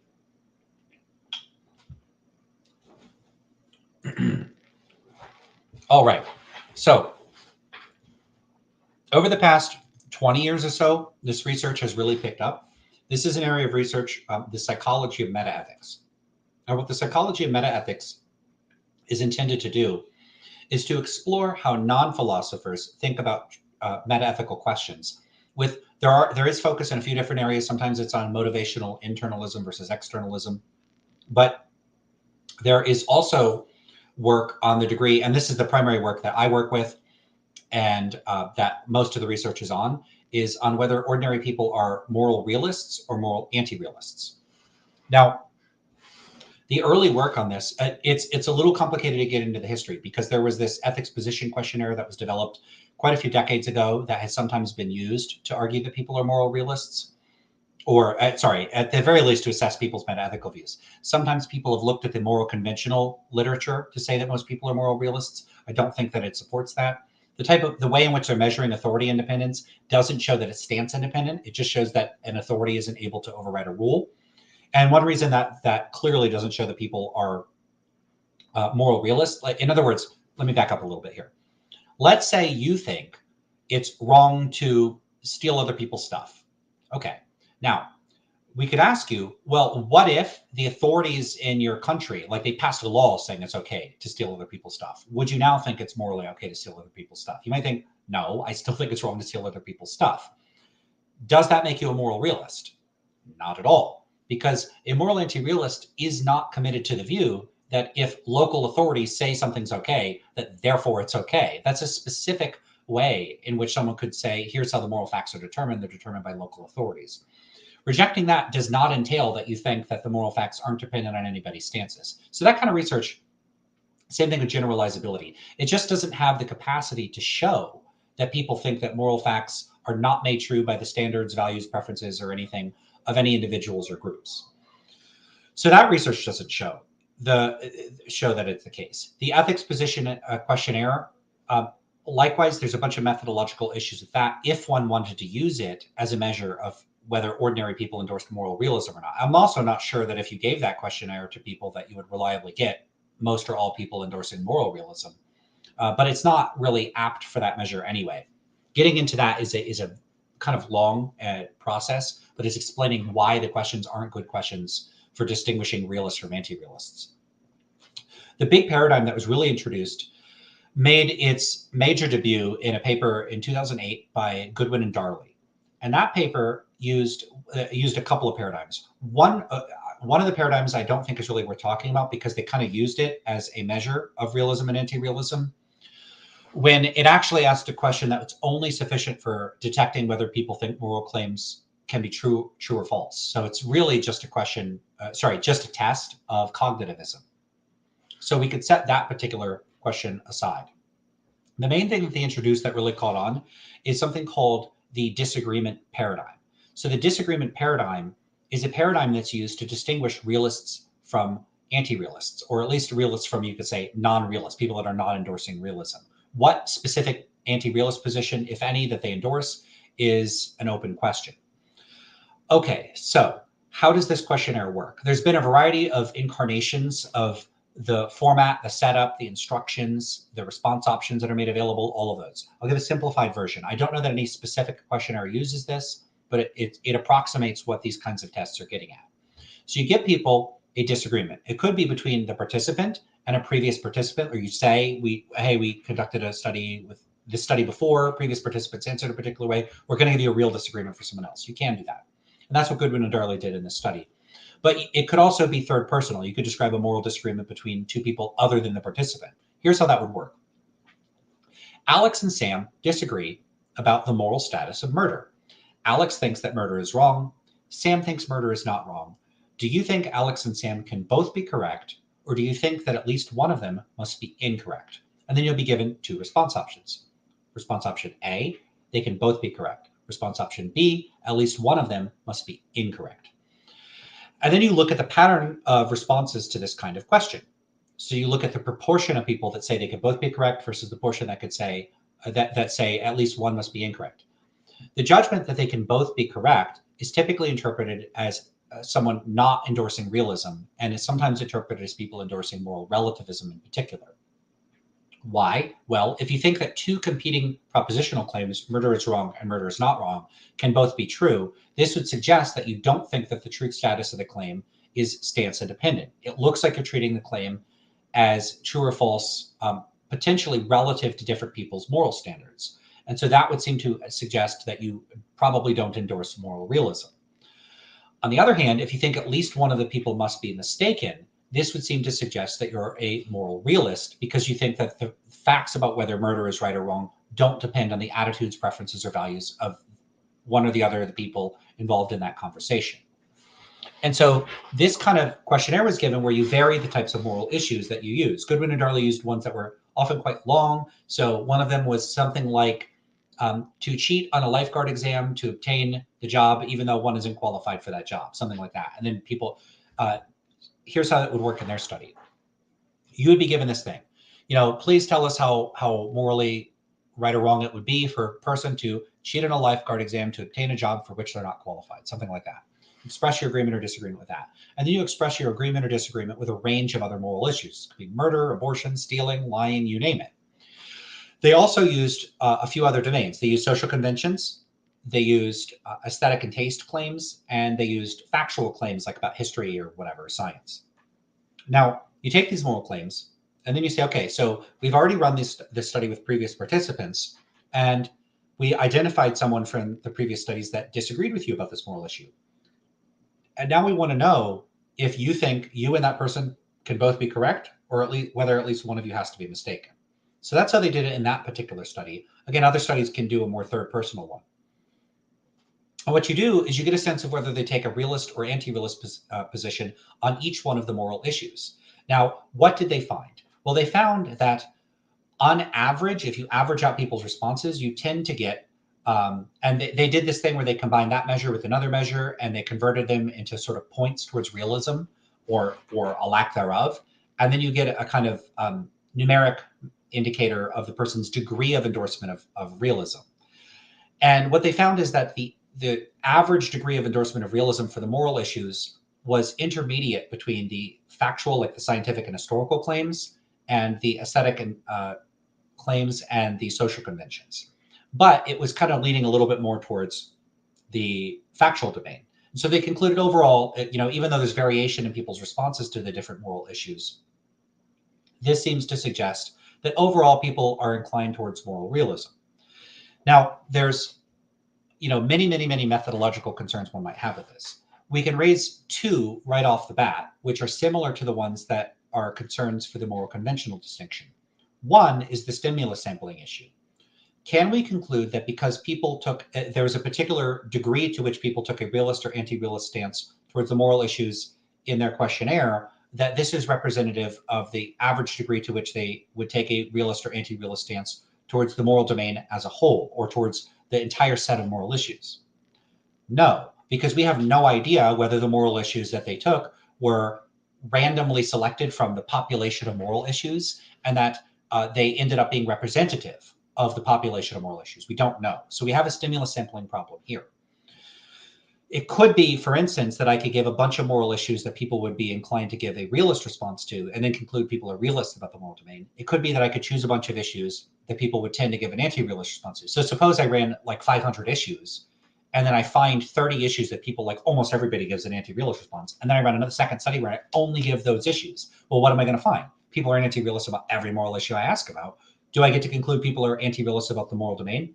No, because in that case, I stacked the deck. I chose a bunch of things that they tended to be anti-realist about.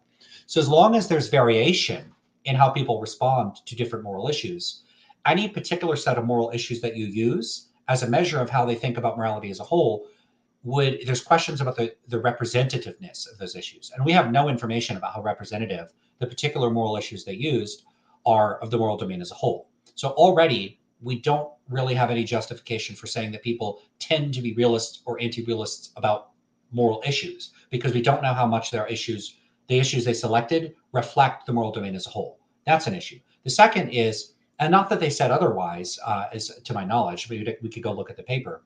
There's also questions about the degree to which the findings would generalize to populations outside the ones that they surveyed.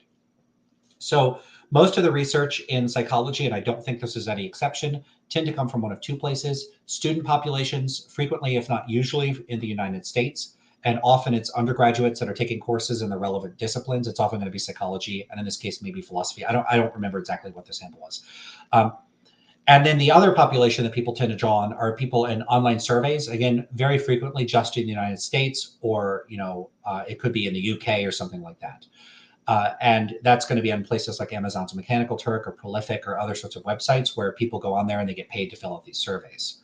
Again, the question would be, do the findings you find in these surveys in these populations generalize to the populations in the rest of the world? We have no idea. So even if you found, let's say everybody in these studies, every single person without exception endorsed moral realism, do we get to say most people are moral realists? Well, only to the extent that we have good reasons to believe that the participants in the population that we sampled reflect the population of the whole world. And we don't have good reasons to think that. In fact, you could look at this paper, The Weirdest People in the World. This paper by Henrik, Hein, and Noren Zion is published in 2010.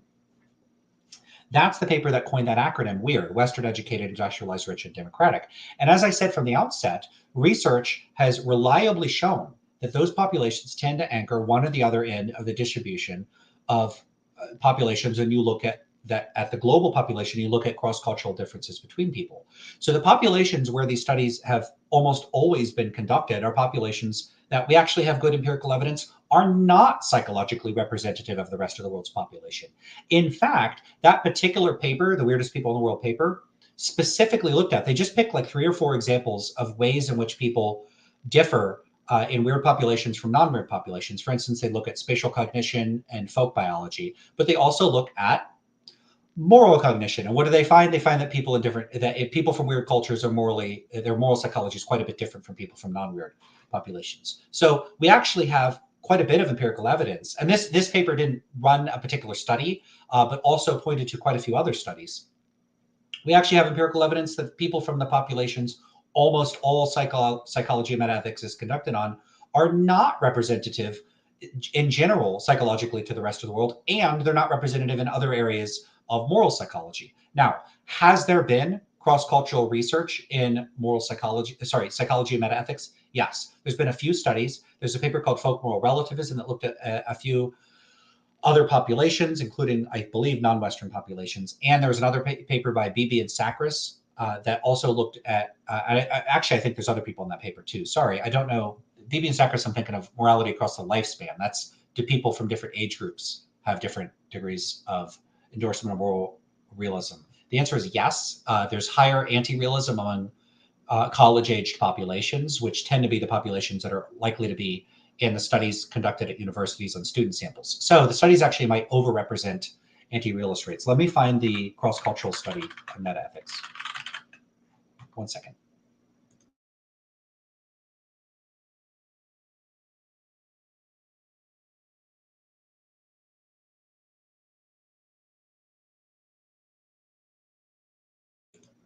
All right, I found it. Here it is. Beebe and a few other people. So Beebe et al., 2015, moral objectivism and cross-cultural perspective. And they looked at anti-realist rates in different places. I think it had, let me see if I can remember, Ecuador, China, Poland. I think that's where they looked. I'm pretty sure that's right.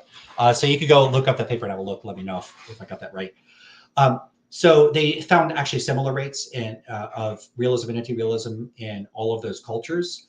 But of course, the issue here is whether or not the disagreement paradigm and the types of measures that we use to assess people's metaethical views are valid measures for assessing people's metaethical views. My personal view is that they're not.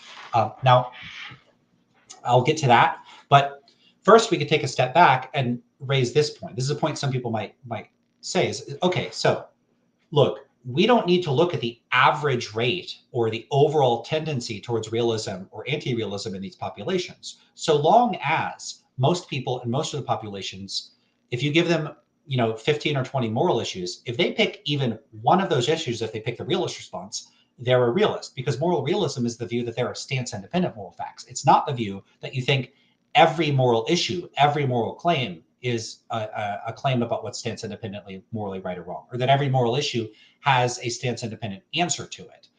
As long as you think there's one moral issue, you're a moral realist. Now, I agree. That's actually true. If they're a realist about one of these issues, then they presumably would be some type of moral realist. Now, you might say they actually have a hybrid or a pluralist view where they're a realist about some issues and an anti-realist about some issues. And that's an important distinction from someone being a realist about every issue or about the moral domain as a whole.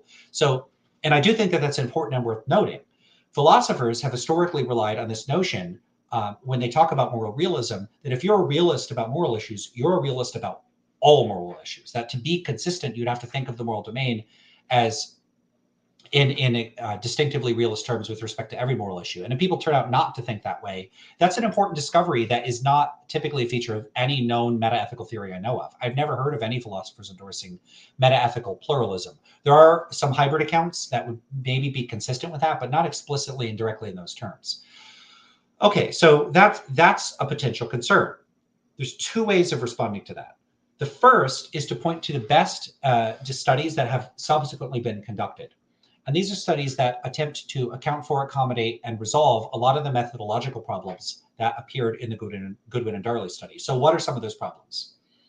Some of those problems are that when you ask people about a disagreement between themselves and someone else, they may be prompted to give a response about their normative moral position rather than their metaethical position. In other words, let's say I say to you, hey, you said earlier in the survey that you think that murder is wrong. Well, this other person, they think murder is not morally wrong. Do you think you can both be correct, or do you think at least one of you has to be incorrect? And they say, no, one of us is correct. I'm correct. So you have to be careful about what the person is how the person is interpreting the question, or what the person means when they say, I'm correct. What if you ask the person, why do you think you're correct? And you go, well, because murder is wrong. That's why I think that they're incorrect. Well, now you're appealing to your normative moral position for why they're wrong. It might be, and I think the empirical evidence bears this out, that many people are responding in just that way. And part of the reason I think this is because Goodwin and Darley asked people to explain why they thought the other person disagrees. And I think, my analysis of that data, I think many of those people thought, the other person, they gave like a normative response, in other words. They would say, yeah, I disagree because the other person's wrong. Like, or they have bad moral values, or they're a bad person, or something like that. What they did not consistently appeal to is meta-ethical considerations. So you could be thinking in those terms, in normative rather than meta-ethical terms. That's a concern. Another concern is an epistemic concern. So you might think both people could be correct in principle, even if you don't know which one of them it is. And this is a problem with what you could call modal operator scope ambiguity. So there's a difference. Sorry for all the technical terminology. I'll try to break this down. Let's say that I ask you, could two people play a particular game that has a always has a winner, like the World Series, the World Cup, or the Super Bowl, or something like that. And I ask you, could team A or team B both win the World Series? Someone might respond with saying, well, no, only one team can win the World Series. It can't be both of them. And in that case, you would be interpreting, could both A and B, or could A and B both do this in exclusive terms, exclusionary terms? It's either A or B, but not both. That's how you could interpret, could they both do it? But you could also imagine that, you and a friend are I don't know, you're going on a trip and you both go to a restaurant, and you both want to order the food. I don't know why you need to be going. I was thinking of I don't know what my example, where I was going with that. Anyway, let's say you and a friend are going out to dinner, and you're looking at the menu, and you want to order food on the menu, I could ask, could you both order the salad or whatever? People go, yeah, you could have a salad, and you could have a salad. You both get instances of the salad. Like there's a menu, and they can make multiple iterations of the same thing. And in that case, you're interpreting it in an inclusionary sense. So that notion that both could be correct could be interpreted in an exclusionary or an inclusionary sense or an exclusionary sense. And typically what will happen is, depending on the context that we're thinking about, that will resolve the issue. Most people would know, if they have the relevant background knowledge, that certain sorts of games, only one team can win. And so they'll interpret it in the exclusionary sense. But when people go to a restaurant, they don't typically think that if one person orders something on a menu, there's only one instance of that, and so nobody else can order it. Rather, everybody gets their own. And so they interpreted that in an inclusionary sense. And so often, how people interpret questions, well, it's not often, always, how people interpret questions is dependent on the context that they're imagining. Now, what's happening in these studies is that they're not occurring in everyday ordinary conversational contexts. They're in an experimental context that's unusual and lacks the kind of context and substance that you would typically see in a real world context. In fact, they can't have that kind of context. They like real world social context. These are artificial scenarios, and you're imagining artificial situations, and you're doing something that's highly artificial. And so you don't have that context. And so that already creates a sense in which it's unclear whether these studies are capturing, they in a certain sense, lack the ecological validity. They lack psychological realness to capture the way that people would think about moral issues under real circumstances in the real world. So when you're asking these questions, and you lack that pragmatic aspect of it, people are forced to consider something that is technically ambiguous, and different participants may resolve that ambiguity in different ways. And this can result in what I call interpretive variation. So you have what nominally on the surface looks like a straightforwardly clear question, such that if you gave that question to, say, 100 people, all of those people would interpret that question in the same way. But that's not how questions work. Questions are interactive, they're dynamic. When you present a question to people, they're not just passive. They engage with what you're saying and try to figure out what you're asking them. And if there are ambiguities in the question that you're asking, if there are ways people could interpret the question differently from one another, you could get a systematic pattern of differences in interpretation. And the systematic pattern of differences in interpretation could result in people interpreting the question in different ways from one another. And in that case, now when you're looking at the responses for that question, they're no longer responses to what is in fact the same question. It superficially looks like the same question because you use the same words to ask the question, but their answers don't reflect a response to what the participant interpreted the question to be. You might as well be asking different participants different questions. When that occurs, now you could get patterns in the way that people respond that are not attributable to different positions about the same question, but different positions about different questions. And now you can't make intra-participant comparisons in a legitimate way between those participants. Now, This will almost invariably happen in almost any psychological research when you ask questions. There'll be at least one or two people, especially if you run a large enough sample of participants, where some people interpret the question different from other people. Does that invalidate the research? No. There's always going to be a bit of measurement error. But studies can be robust against a degree of measurement error. The question is, when you're asking complicated philosophical questions, how much measurement error is there, and how much have you done to really account for that, to figure out how are participants interpreting these questions? The answer in almost every case in experimental philosophy, including the psychology of metaethics, is virtually no work whatsoever. Almost nobody bothers to check. Almost nobody bothers to ask people how they're interpreting questions. Nobody really does much of anything to figure out how the participants are interpreting these questions. So let me give you a kind of intuitive real-world example of what this looks like. Imagine if I ran a national survey where I ask people, do you like going to the bank? Or I could ask it on a scale. I could say, please tell us how much you like going to the bank. 1, strongly dislike going to the bank. 10, very much like going to the bank, or strongly like going to the bank. You give the survey out, and you find in most places you get like an average of, let's say, a 2.3 or something like that. So most people in most populations don't like going to the bank. And you find that this is especially common in, say, urban areas. But then you find certain regions, usually regions along rivers or along coastlines or whatever, people like saying that they like going to the bank at a much higher rate. In fact, you get like a 6.5. So they're not saying they love going on average, but you get a much higher rate. So let's say you're conducting the survey because you wanted to help out banks, like financial institutions where people get money and do all that, invest and all that kind of stuff. You're trying to help them out to know where to build more banks so that they could draw more customers in to make more money. And so you find all of these places along rivers where people apparently love going to the bank. So should you build your financial institutions along all these rivers? What do you think for people in the chat? What do you think is going on here?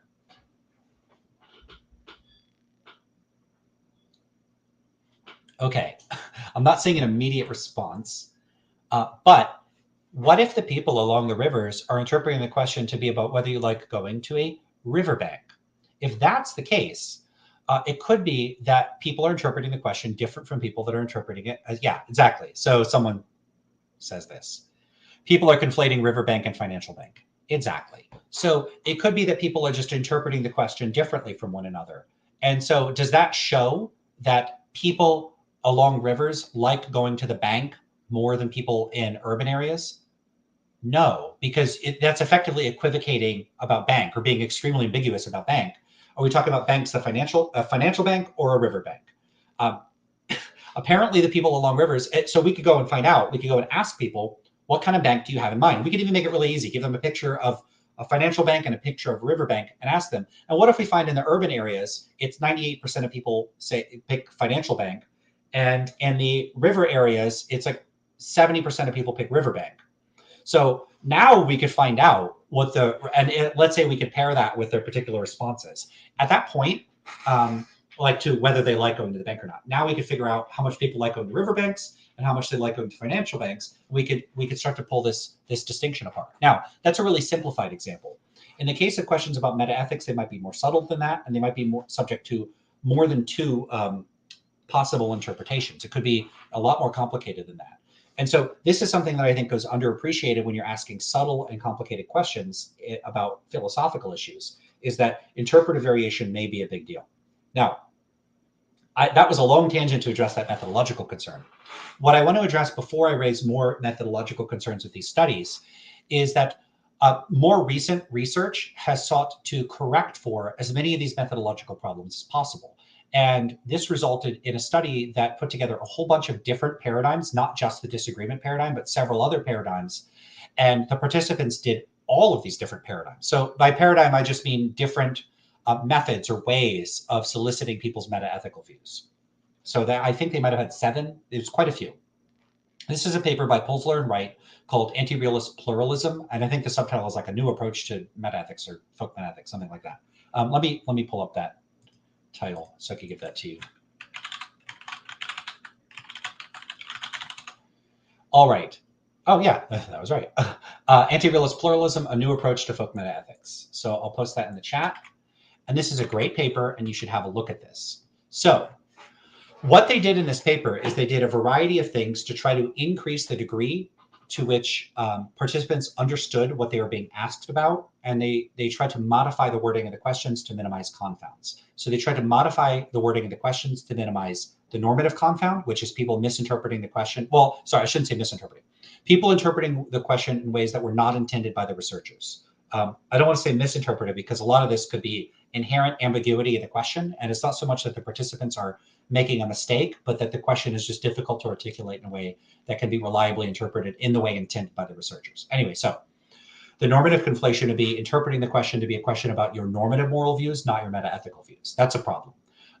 Epistemic conflations would be interpreting the question to be a question about what we have epistemic access to, or what people are in a position to know, not a question about their meta-ethical views.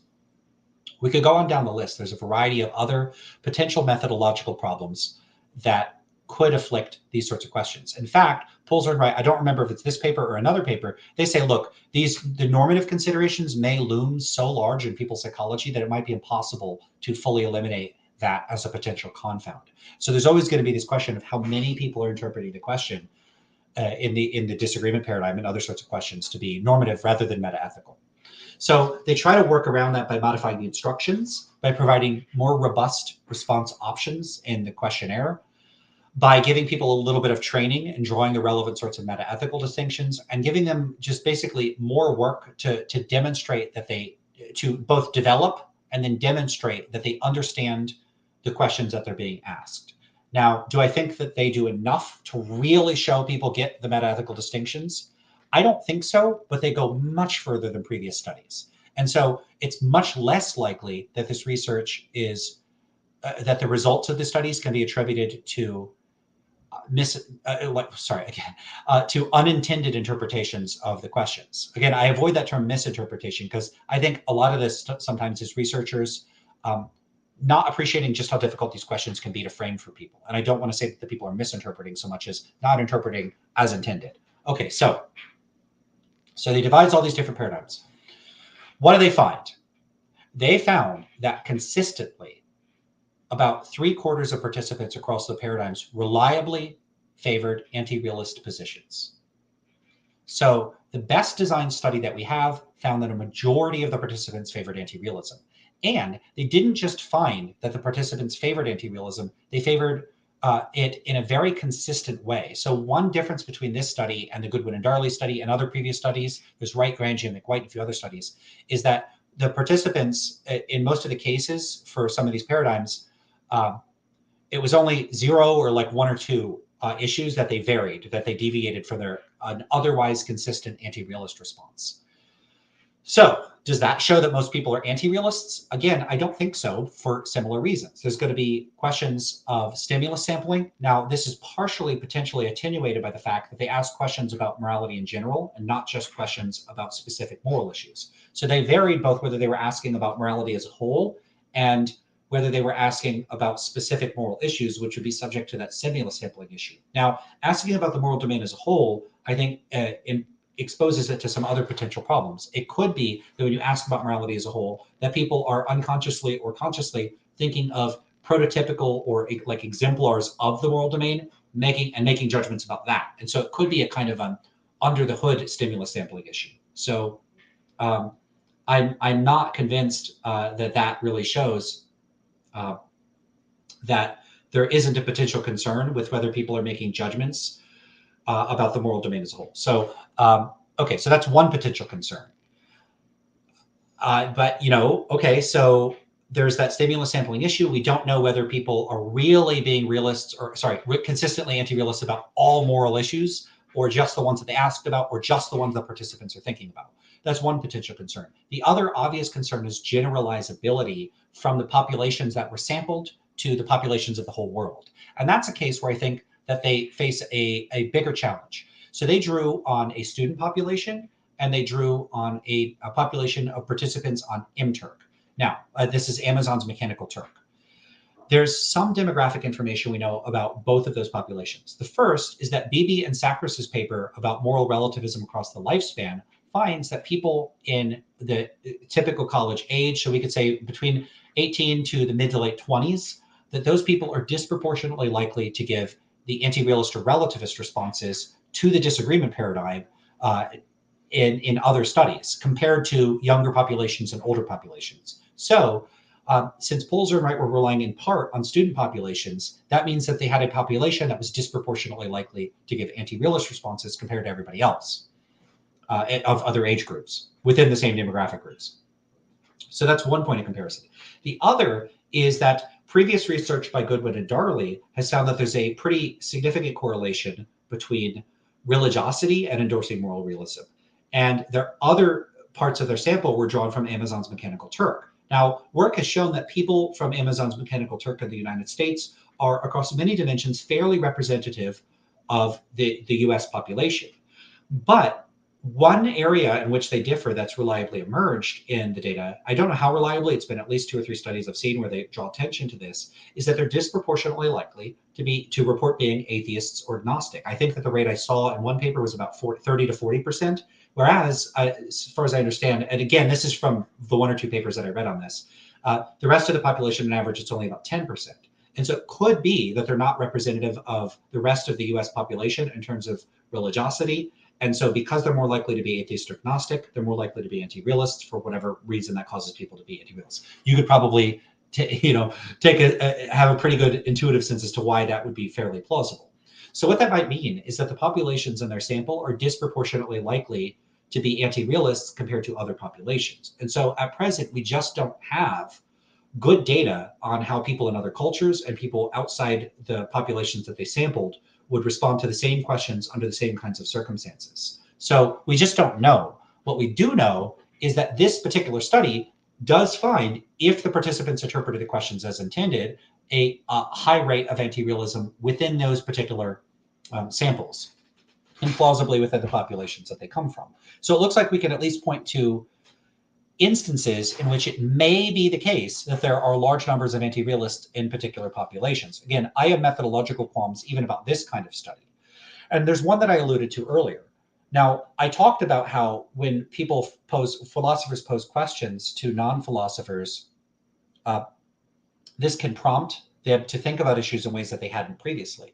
This study might be precisely that kind of case. So participants are given all this background information and training and familiarization with the relevant philosophical distinctions. They're basically given like a mini course in analytic philosophy of meta-ethics. And then they're given these questions, and then they're given response options that are reframed exclusively in terms of the distinctions that analytic philosophers have created and that they reliably draw. Very similar to if I gave you a crash course in quantum physics and then said, hey, do you want to pick many worlds, Copenhagen, or hidden variable account of quantum physics? Well, let's say most people pick Copenhagen or most people pick many worlds. Do we conclude that therefore most people outside this population think this way? Well, no, because it's possible that by explaining quantum physics to them and making them pick, a couple things are possible. One is they have a forced choice between a limited range of options, and anybody presented with A, B, C might be disproportionately likely to pick A, B, or C instead of just saying, screw you, I'm not answering your question. So they could be picking response options that don't reflect their views. In addition, they could form views in virtue of you asking them. So you could ask someone a question about something that they've never considered before, like, do you think there's life on Europa? Yes or no? And some people might go, I have no idea. I don't have a position on this. Yes or no? Pick one. I don't know. No. Okay, so that person doesn't think there's life on Europa? Well, no, they don't have a position on the matter. I only give them the options yes or no. So disagreement paradigm studies and other sorts of studies tend to give these sorts of forced choice paradigms where you don't have a viable option to say, I don't know. Even if someone has an option to say, I don't know, and it's explicitly included in a study, this can create other problems. It could be a bunch of people picking, I don't know, even though they do have a position on the matter. Some people will just, I get through quicker. I don't have to say something that I might feel embarrassed about. That's one potential concern. The other is that if you give that option, people might be disinclined to select it, even if they don't know, because you might seem uncooperative to the researchers if you pick, I don't know, for a bunch of questions. So those are substantial concerns with that sort of thing. So it turns out to be very, very hard to find out if people don't know. So as you can see, there's a bunch of methodological concerns with these sorts of questions. But the big one here is what I call spontaneous theorizing. So it could be that people form a view in virtue of participating in the study. And if that's the case, now you can't generalize to anybody outside the context of the study because they weren't subject to the same circumstances that might have caused them to develop a view. And this is something I think researchers really need to keep in mind, that participation in a study can cause changes in the psychology, and they can cause changes, relevant changes in the psychology that are subsequently measured that were not intended to be manipulated by the researchers. So if you're conducting a psychological experiment, you may be intending to manipulate certain psychological states in the participant. You could be trying to do an anger inducement or sadness inducement or something like that, and then measure subsequent behavior or responses in order to assess how does inducing anger or how does inducing sadness cause this particular change of behavior relative to some control populations. Nothing wrong with that. That's a perfectly legitimate way of doing an experiment. Problem is, in these particular studies, if you're trying to gather descriptive data on participants that measures how they think about an issue, and the purpose is to say, here's how they think about the issue outside of the study, but the study is causing them to think about the issue, precisely the thing you're measuring, now you're not able to generalize to people outside the study. That's spontaneous theorizing.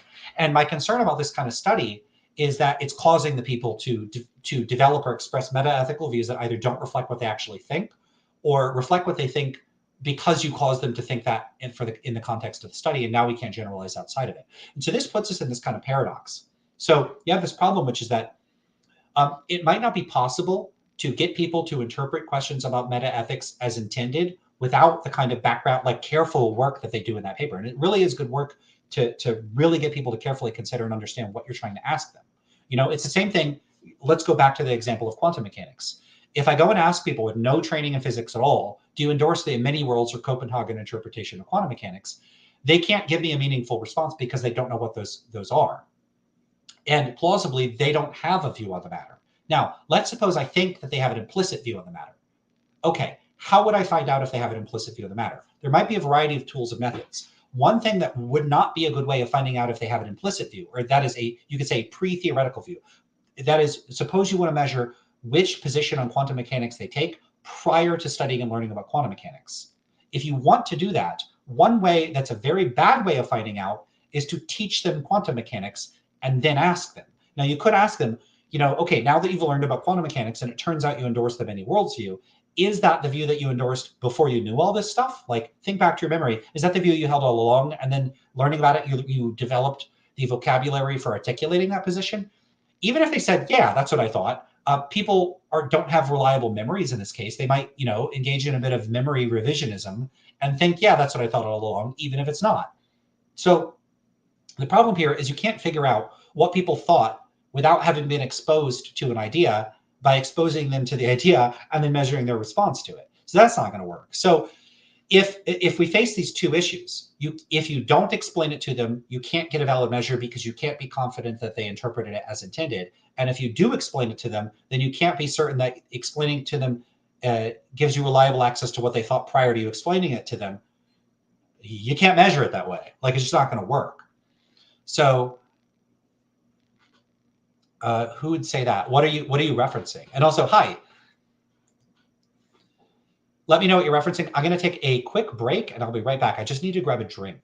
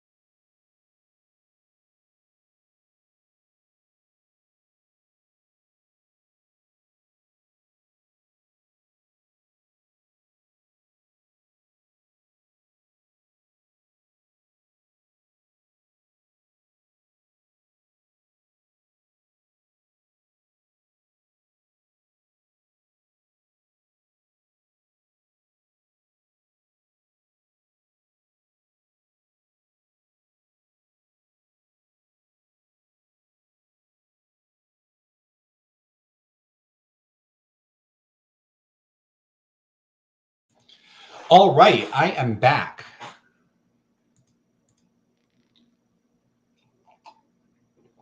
All right, let me see if there's anything that's come up since I last said that. Just got done watching the last live stream. Oh boy. I already don't even remember what I was talking about. And I got so caught up in talking about the empirical research that I lost track of everything else in the universe. Okay. I'm not sure how much religious ethics fits into the realist anti-realist paradigm. For example, one could say, do this or you go to hell. It seems like they're appealing to your goals. Yeah, I agree. It could be that they're appealing to your goals. And this is something I didn't mention earlier, and it's something I didn't really address in my writing. Sometimes when I say, yeah, I don't think people historically were mostly moral realists, people will say, well, of course they were religious. Does it follow that if people are religious that they're moral realists? I don't think that it does. And, when you talk to proponents of divine command theory and other sorts of theistic conceptions of metaethics or morality, often what you'll find if you scratch the surface is in some cases, the people will come out being anti-realists, given the contemporary distinction between moral realism and moral anti-realism. So the contemporary distinction between moral anti-realism and moral realism, that's the typical one that's being used. Sometimes people use the terms a little differently, has to do exclusively with the question of, do they think that there are stance-independent moral facts or not? If you think they're stance-independent moral facts, you're a realist. If you don't, you're not. Now, often other sorts of characteristics are included. I mentioned sometimes an epistemic characteristic is included, so that the realist is also committed to the view that we have knowledge of at least some of the moral facts. I don't think that's as common, and you could say that that just gives you an extra robust form of moral realism. Sometimes it's weakened a bit. So some moral realists would say, look, as long as you think there are moral facts, you're a moral realist. And you can endorse a deflationary conception of truth, or you could even include relativism or constructivism or something like that in there, according to which you're a cognitivist. So you think that moral claims are truth apt, and you think at least some of them are true. So some people would say that's all you need for realism. So there are different ways that people use the term moral realism. But the one that is becoming the one that's like the most common in the contemporary metaethics literature is specifically that there are stance-independent moral facts. Now, if we look at some theistic conceptions of metaethics, they might hold that moral facts are contingent on or made true by God's standards, values, preferences, nature, something like that. And the question would come down to, do they think that that means that the moral facts are stance-dependent? If so, they are not a realist. And I think a lot of the metaethical positions people might have been committed to in the past were like that. Now, do I think that that means a lot of people were anti-realists? No, I don't. And it's because I don't think most theists in the past had ever really thought about what grounds moral truth or what serves as the truth makers for moral claims. They didn't think about different ways of interpreting moral claims and understanding the semantics of an ordinary moral claim and saying what the commitments implicit in those claims are. They didn't have any explicit position on that. So if we go back to the stance commitment distinction, they didn't have metaethical stances, I don't think. They didn't have the vocabulary, they didn't think about it, they didn't talk about it in most circumstances, most of the time, throughout most of history, would be my hypothesis. And I think it's very plausible. So then we could say, did they have commitments? And then this could go back to this question of whether there's any reason to suppose that there are implicit commitments to different metaethical positions built in to the way that people speak and think about morality. Now, if we look at causal claims, it's implausible that that requires an implicit commitment to views of quantum mechanics. If we look at mathematical claims, I think it's extremely implausible that they're implicitly committed to different views about mathematical Platonism and anti-Platonism. And I think that the same ends up applying to metaethics. And this is why my position is so much different from so many of the other metaethical positions out there. Another common feature of the realist and anti-realist positions is a semantic claim, and it's specifically a claim about the meaning of moral claims. So often what moral realists would say is, if you're a moral realist, you're committed to the following things: cognitivism, moral claims are truth apt, or they're capable of being true or false. Then at least some of those claims are true. And then the way in which they're true is they're true stance independently. And that would be your typical type of contemporary, robust moral realism. And then you can get like extra robust forms when you add other characteristics, like that some of them are known to us. Okay, so note that those other characteristics, moral claims are truth apt. Do you have to think moral claim? Like, I mean, there's an issue here, which is what is meant by a moral claim? Do you mean the moral claims that people make in everyday circumstances, or are you referring to some kind of claim floating in the semantic void? I don't know what that means. But there's a paper talking about, must moral realism make a semantic claim? And the author of the paper argues, no, it doesn't require a semantic claim. And I'm inclined to agree with that. I don't think that we need to understand, we don't need to look at the way that people speak or think. And if ordinary people were speaking and thinking in a way that turned out to be best captured by non-cognitivism or relativism, that therefore there are no stance-independent moral facts, that seems weird. Why couldn't there be stance-independent moral facts? You might think, well, the way that people speak fix the reference of the term moral, such that if that's how people speak, that's moral facts just are whatever the relative facts are. They just are expressions of emotion or prescriptions or whatever. I someone could still say, look, there is a stance-independent normative fact that you shouldn't murder babies or something like that, and they could stipulate an account of morality that there's ways of sort of finessing what is meant by moral. That you could say, look, assuming we set aside that consideration, we could still maintain some of these metanormative characteristics or some of the principal distinctions between moral and non-moral norms. Or we could say, well, the relativist or the non-cognitivist still agrees that there's some sui generis thing that makes something conceptually or like in some qualitative sense moral versus non-moral. And we could say, okay, now about that, it's logically possible, it's possible to conceive of that as being about stance-independent moral facts. And then we can ask, are there any such thing?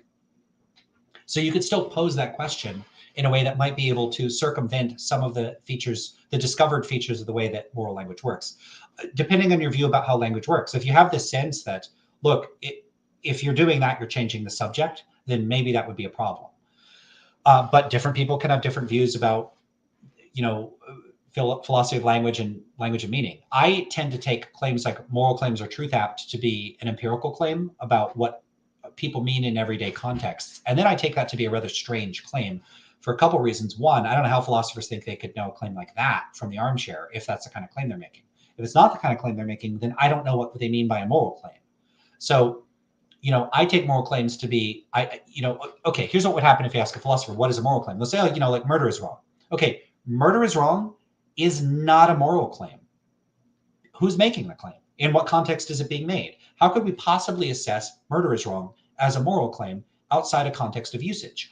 I don't think that could possibly mean anything in principle outside a context of usage, because my view of the way that language works is that sentences like that only obtain meaning in virtue of usage. They only obtain meaning in a context.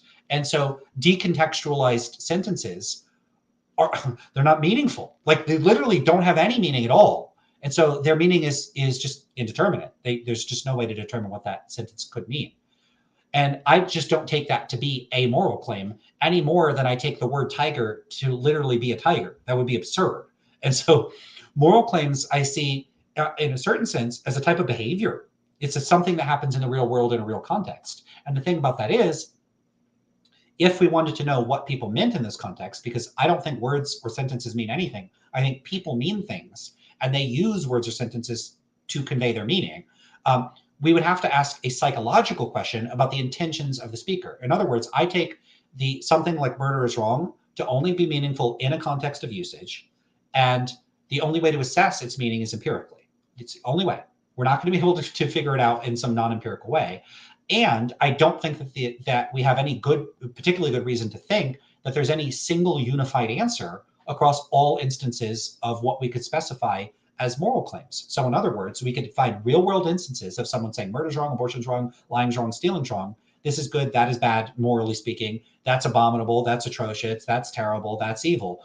We could gather all of those empirical cases and say, okay, now, are we going to assume that anybody that's not, confused or lying or speaking elliptically or being silly or whatever, we set aside all those cases of like, those don't count. We get to rule those out. We get to clean up the language a little bit. Set aside all those cases. Competent speakers that are being serious and not joking around. All of them in every instance are communicating exactly the same meta-ethical presuppositions when they say those sorts of things. All people intend to be making claims that are describing stance-independent moral facts. Why would we assume that that's the case? There's going to be variation. The question is how much? So again, the only way to resolve this is to engage in empirical research. And now, okay, so if we're going to talk about moral claims, how are we going to determine which claims are the moral claims? As we have already discussed, there doesn't appear to me to be any principal distinction between morality as a normative domain and non-moral considerations. And so what are we going to use as a guide? What the person themselves would consider a moral judgment, specifically moral language. Okay, if we're going to use moral language, How are we going to look at cognate terms in other languages? What if they don't have cognate terms? In other words, what if they don't lexicalize in any obvious way moral terminology? So you might be able to find words with similar etymological roots in closely related languages, but you might not be able to do that for other languages. Or what if we run into aliens that have a totally different type of language? You don't have any obvious cognate terms. So what are you going to do? How do you determine which terminology, which sentences, which phrases are the moral phrases? What are you going to, how do you do it? You might have to have some operational definition of what you mean by a moral claim. And again, it could be arbitrary. It could be difficult to defend any particular account. That could be contested by other researchers, whether your operationalization of what a moral term is like correct, or whether they agree to it. There's going to be a lot of barriers here. And I don't think there's been sufficient attention to just how damn difficult this actually is, to actually take this seriously, to figure out what the hell we're talking about when we talk about moral claims. Now, then, let's say you succeeded all of that work, now you would need to come up with a good way of measuring whether or not the people speaking these things are committed in any way to any particular metaethical position. And I already posed a paradox for that. It could be that these distinctions are not salient or obvious to people. It could be that it's difficult to communicate what they are. And it could be that if you ask people about these, that the measures you tend to use are invalid because people don't consistently interpret them as intended, that the rate of error is so high, you don't really know what the population you're trying to study thinks with respect to the metaethical issues. If you then attempt to clarify and specify what exactly you're asking people, then you could cause spontaneous theorizing. You could cause them to form metaethical views that they didn't, and that didn't figure into the way that they were already speaking. So it's very, very, very difficult. Now, I think there's a simple answer to this. I think the best explanation for this is that in the vast majority of cases, outside of people that have studied analytic philosophy or have studied philosophy much at all, people don't have any particular metaethical commitments at all. They just don't have any. In the same way that they don't have commitments about quantum mechanics or mathematical Platonism. So I endorse a view that I call metaethical indeterminacy. So I don't think that ordinary moral language, in any meaningfully specifiable sense, consistently and reliably commits speakers to a particular metaethical position. Just don't think it's a feature of that. And I don't think that means that we can't ask a legitimate question about whether there are stance-independent moral facts. Now, I could use metaethical indeterminacy to jump immediately to saying, look, it's indeterminate, so we don't get to say moral realism is true. But I still think we can ask the question of whether moral realism is true, in spite of that fact. I don't think it is, because I don't think that the question is intelligible, but that's for reasons unrelated to indeterminacy. So I think the solution here is indeterminacy. But yeah, a lot of people might say that religious ethics commits people to realism, and I see no particular reason to think that that's the case. What's the argument for that? It's not obvious that if you're a realist, therefore you think if you're a theist, that therefore you think that moral facts are stance independently true. Okay. If you don't know about quantum mechanics, you wouldn't have an opinion about the correct interpretation. Who would say, oh yeah, but before you taught me, I felt like the many worlds is true? It might be dishonest. So it could be dishonest. It's possible. But one thing to note is that people are also very good at confabulation. In other words, people are good at coming up with explanations for things. And not all of this confabulation is necessarily dishonest. So part of it is that our memory is a lot spottier and less reliable than we realize. And you could do this in experiments. Again, I don't know if these experiments replicate. Someone should find out if they do or they don't. Someone's already tested this. But here's the way you might test confabulation. So let's say you put participants in a study and you say, hey, we're looking at people's preferences for, I don't know, whether you like iPhones or Androids or something like that. It could be their preferences about some sort of dichotomous choice, or it could be their options about something more complicated and something for which people may have a less settled opinion. So it could be 5 new songs they've never heard before, right? Something like that. That's probably a better choice. So you have them listen to the 5 songs, and then let's call them songs 1, 2, 3, 4, 5. And you say, hey, rank these songs from 1 to 5 in terms of which ones you like the most to which ones you like the least. So obscuring it by making it less of a dichotomous choice and less of something that they could plausibly have had a settled view by having them be songs they've never heard before. That might be a better way to measure this. Okay, so they listen to the 5 songs and you ask them to rank order the songs, and that obscures any sort of dichotomous choice. And then, let's say they pick song number 1, they rate that as the highest song, just for ease's sake of exposition. Now, you have them go do some other task, they fill out another survey, and then you say, okay, well, we wanted to come back to that other survey after we looked over your response. And we looked over it, we saw that you chose song number 2 as your number 1 response. You judged that to be the best response. Now, that turns out to not be true. They didn't choose that as their number 1 response. Now, you can ask some participants will go, that's not what I chose. I chose number 1. That's not what I chose. But some people just kind of go with it. Now, they might think, I think the researcher made a mistake. But if you ask those people, a lot of them will have not noticed you switched them. And they'll just respond as if that was their first choice all along. And they could come up with reasons why that was their first choice all along. So they could give you an explanation where they could say something like, and again, they chose song number 1 as their number 1 song. You tell them, hey, previously, 15 minutes ago, you chose song number 2 as your number 1 song. Why did you choose song number 2 as your number 1 song? And here's the songs again, you could play through with it and think it through and really tell us. And they might say, well, I chose number 2 as my favorite song because I really like the lyrics. I think that they speak to me a bit more than these other songs. So they'll come up with reasons. Now, is that person lying? No. You can say, look, did you realize? And like, no, I really thought that was what I chose as my favorite song. So what were you thinking when we asked you why? Well, I was thinking why I would choose that as my favorite song. So they might be sort of retrospectively theorizing about their own thought process 15 minutes ago, but they're not lying.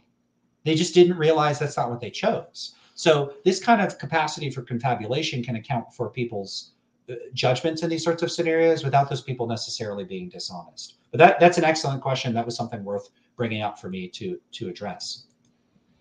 Okay. Yeah, this is a totally separate issue. Something that maybe I could talk about in a future thing. A lot of other people are doing research on that, but yeah, just a different topic. And that would be too much of a digression. So yeah. Okay, this question, and this might be a little late given what I said earlier, because let's see, when was that? It was about 15 minutes ago. Do you think moral statements can be truth-apt, or are they always intelligible, or something like that? It depends what you mean by a moral statement. I take moral statements more or less to be statements people intend to be moral statements. Like that's a pretty goofy way of accounting for it, but I can't think of a better one. If you can, let me know. And certainly some of those can be intelligible, sure. And certainly some of those can be truth-apt. So for instance, a moral realist could say, look, when I make moral claims, I'm intending to make propositional claims that could be true or false. Okay, so their claims are truth-apt. Are they intelligible? Well, it depends on the type of realism. If they're a naturalist, then sure. If they're an unnaturalist, probably not. Okay. This question is, I know you mentioned a new interest in pragmatism. Do you ever think you might change your mind on moral realism debate if you don't endorse univocal definition of truth? I am just usually somewhat worried that pragmatism doesn't amount to too much my worries about moral realism. I don't think I'm going to change my mind on the moral realism debate. Probably not, because I think it's unintelligible or trivial. So, and I can't see a plausible path to that changing. I mean, it's possible. I can't rule that out, but I don't know what that would look like, even in principle. Okay, question from Gregory Lopez. Based on your own experience, what actual uses of moral language have you seen in use in the real world? Can you give some anonymized examples? It's hard to say. So, yes. So I've seen interviews of people. And yeah, certainly, first of all, I wouldn't actually know any identifying information off the top of my head. This information is anonymous when I look at it.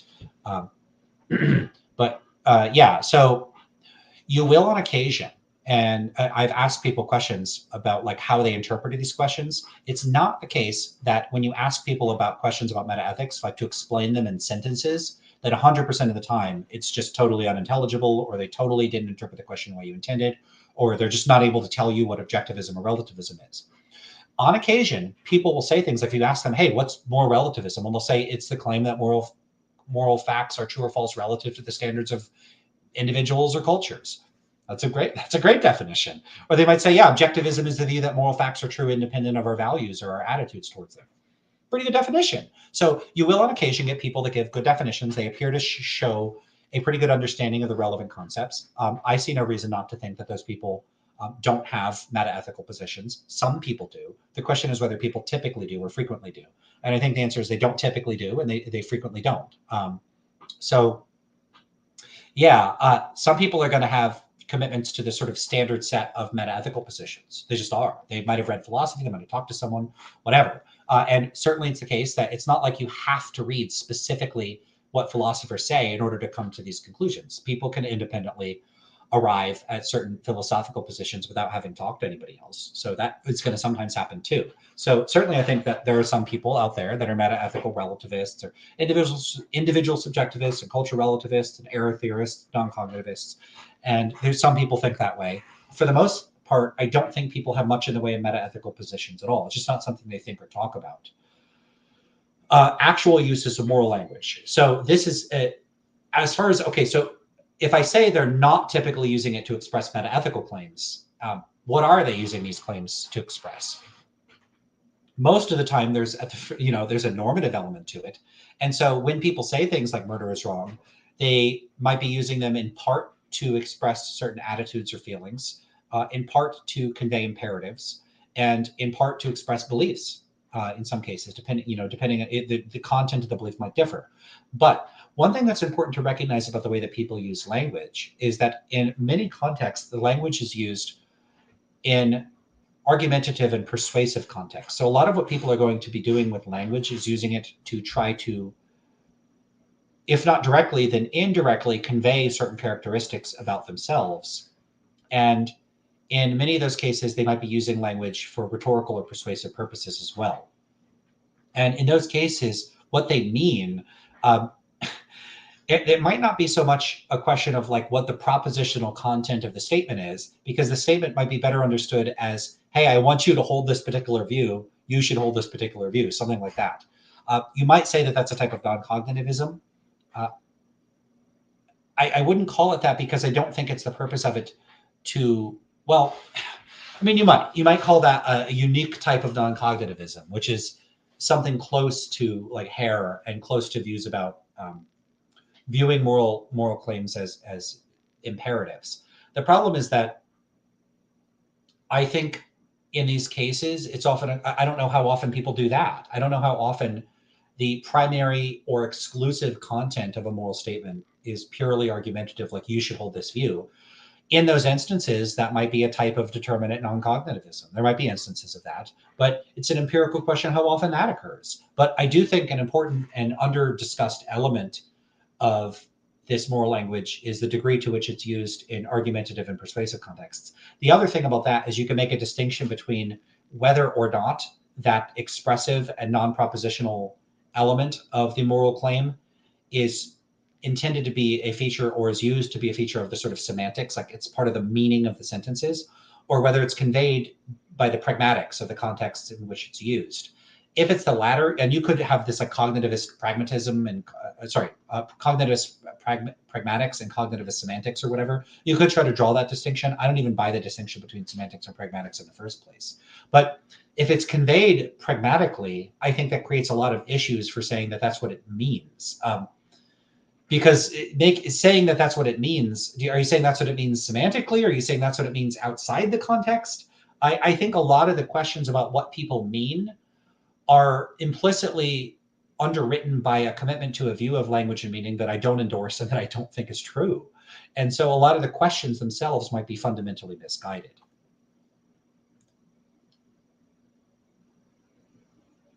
All right, let's see. All right, well, sorry to see you go. I mean, you're probably not already, probably gone already. But yeah, I've been going a while. I think this is my longest stream. I just felt like it. Why not? That is getting that oomph. Am I making a mistake thinking that something is still off and rethinking my own values and judgments? Sometimes a part of me wants to say I'm wrong versus just an ass. Yeah, I don't know how to get the oomph that non-naturalist realists want. And if the question comes down to rethinking your values,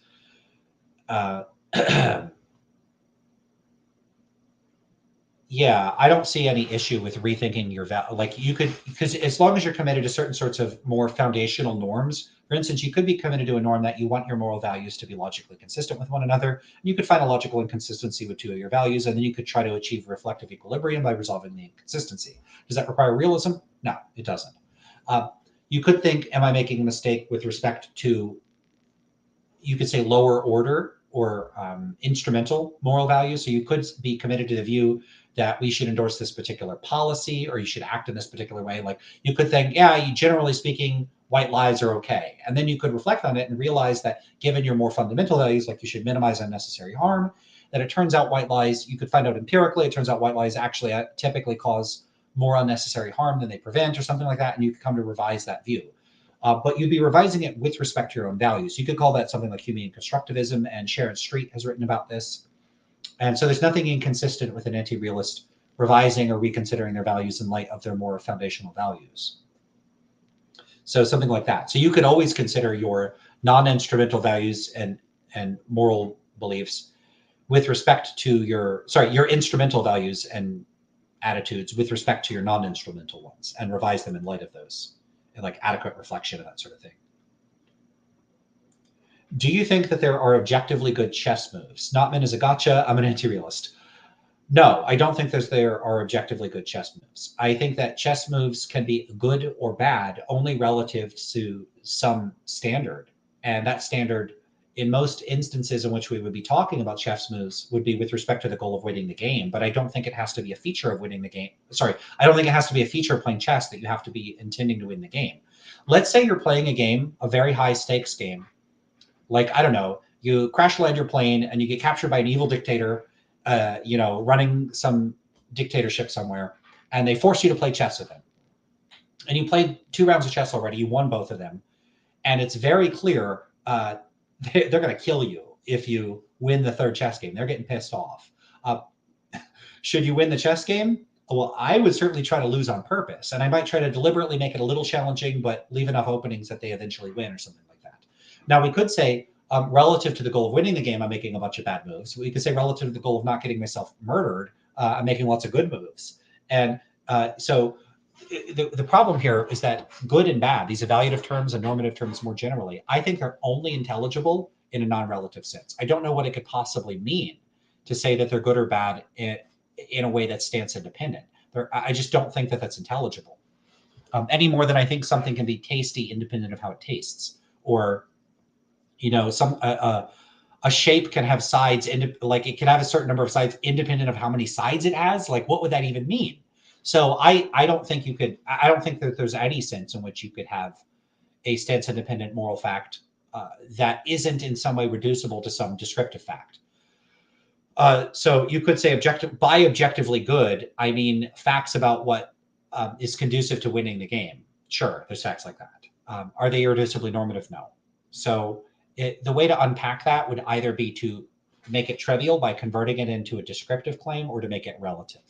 And in that case, then it's, at least in this case, it wouldn't be objective in the relevant kind of way. Now, we have to be careful about that term objective. You could ask a question like, given some intersubjective agreement about what the goal is, are there objective ways of playing the game? So like we could say, given the goal of winning the game, or with respect to the goal of, getting checkmate against your opponent, are there objective facts about what moves are better or worse? Yes. So you can have a kind of nested hierarchy in which, given some goal, then there are objective facts about what is or isn't conducive to that goal. But that's not what's typically meant by non-naturalist moral realists when they talk about moral realism, because they're not saying, given the goal of being moral, there are objective facts about what wouldn't be moral. What they're trying to say is that your non-instrumental goals, values, and desires are themselves subject to scrutiny as being like morally correct or not, or they, in some cases, they might say practically rational or something like that. And this is the whole point of things like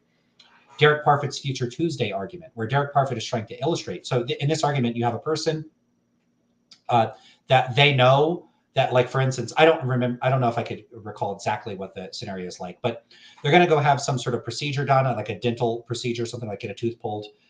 And they could do it on one day where they would experience excruciating pain, or another day where they wouldn't experience hardly any pain at all. Like one day they like can't anesthetize them or something like that. And they're just indifferent. They just don't care whether it's one day or the other day. And you might think that, the idea here, it's an intuition pump that's supposed to show that you're supposed to think that this is irrational, that they're making some kind of mistake because they're being indifferent to their own future hedonic states. Like they just don't care. And a lot of people, a lot of philosophers at least, will say in response to that, yeah, that person's making some kind of mistake. And what this shows is that the person that's future Tuesday indifferent might say, look, I just don't value my suffering on Tuesday. I don't care about it. And some more realists would say, okay, well, there's something mistaken about their values. So we could actually criticize their values if values themselves are incorrect.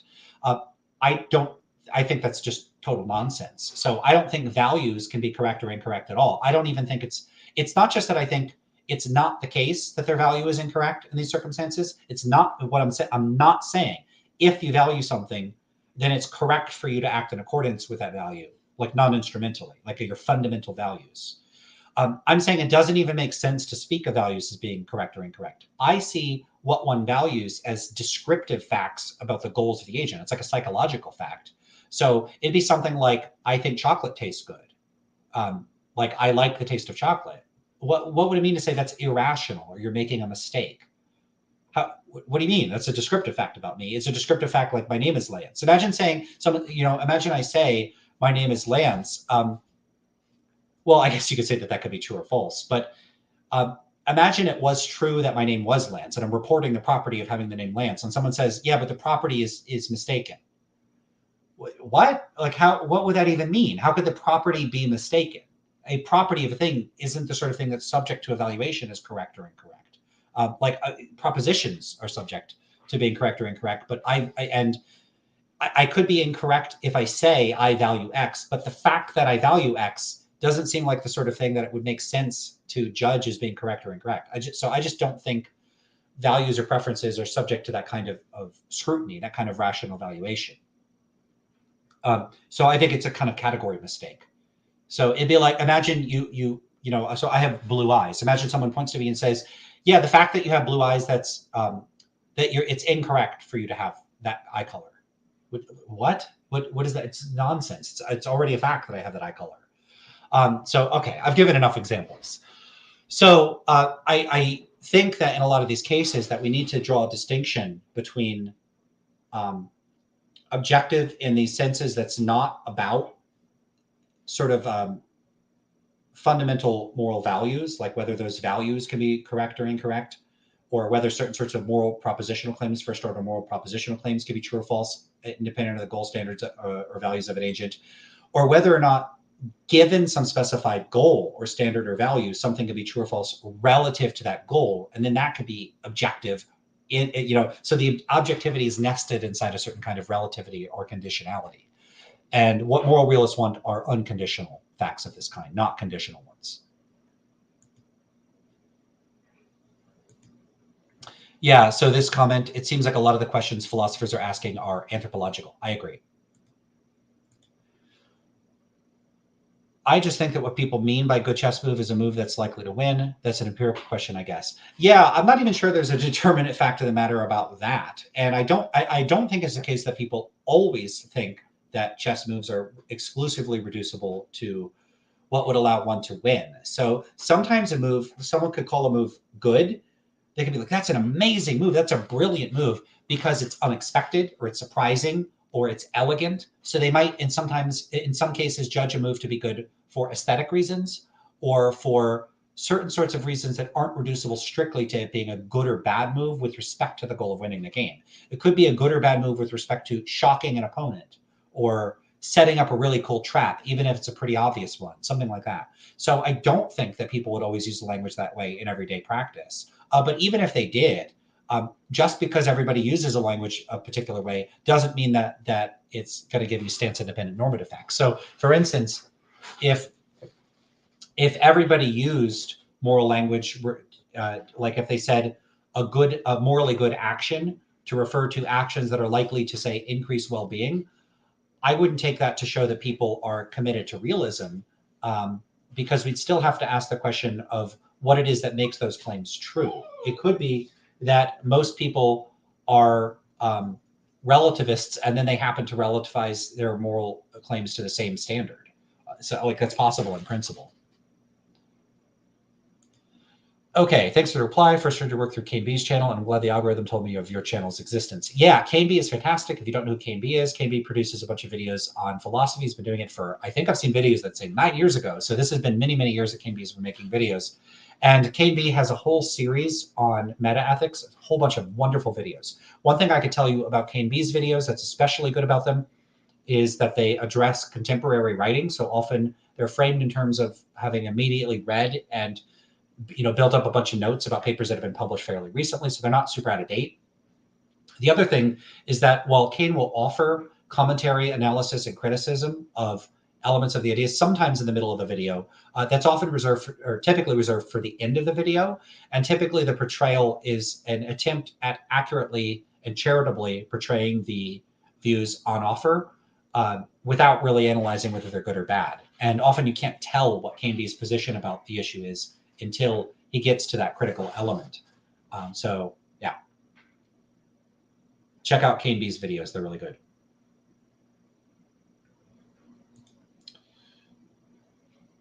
I internalized pretty absolute ones. Found realism helpful. Okay, well, fair enough. All right. Can certain values be descriptively close to universal among humans, leading to an objective morality a la Foote's natural goodness? I don't know much about Foote's natural goodness off the top of my head. So I can't specifically address that. If it turns out that certain values are descriptively universal, I don't think that has a whole lot to do with realism or anti-realism. So the fact that most people have a certain preference, attitude, or value doesn't have anything to do with whether it's made true by considerations that are independent of their goal standards or values. So the scope or the proportion of people that hold a view just isn't by itself any sort of direct conceptual entailment to realism, and it's not particularly good evidence of it either. So, most people don't want to get eaten by sharks. I don't think that makes it like an objective fact that you shouldn't get eaten by a shark. I don't want to get eaten by a shark, but I don't think we need to invoke realism to account for that. Like that people have the preference. I think in all of these cases, we could typically just get by with describing people's psychological states, and that none of this meta-ethical stuff is really necessary to do any of the descriptive work for accounting for how people think.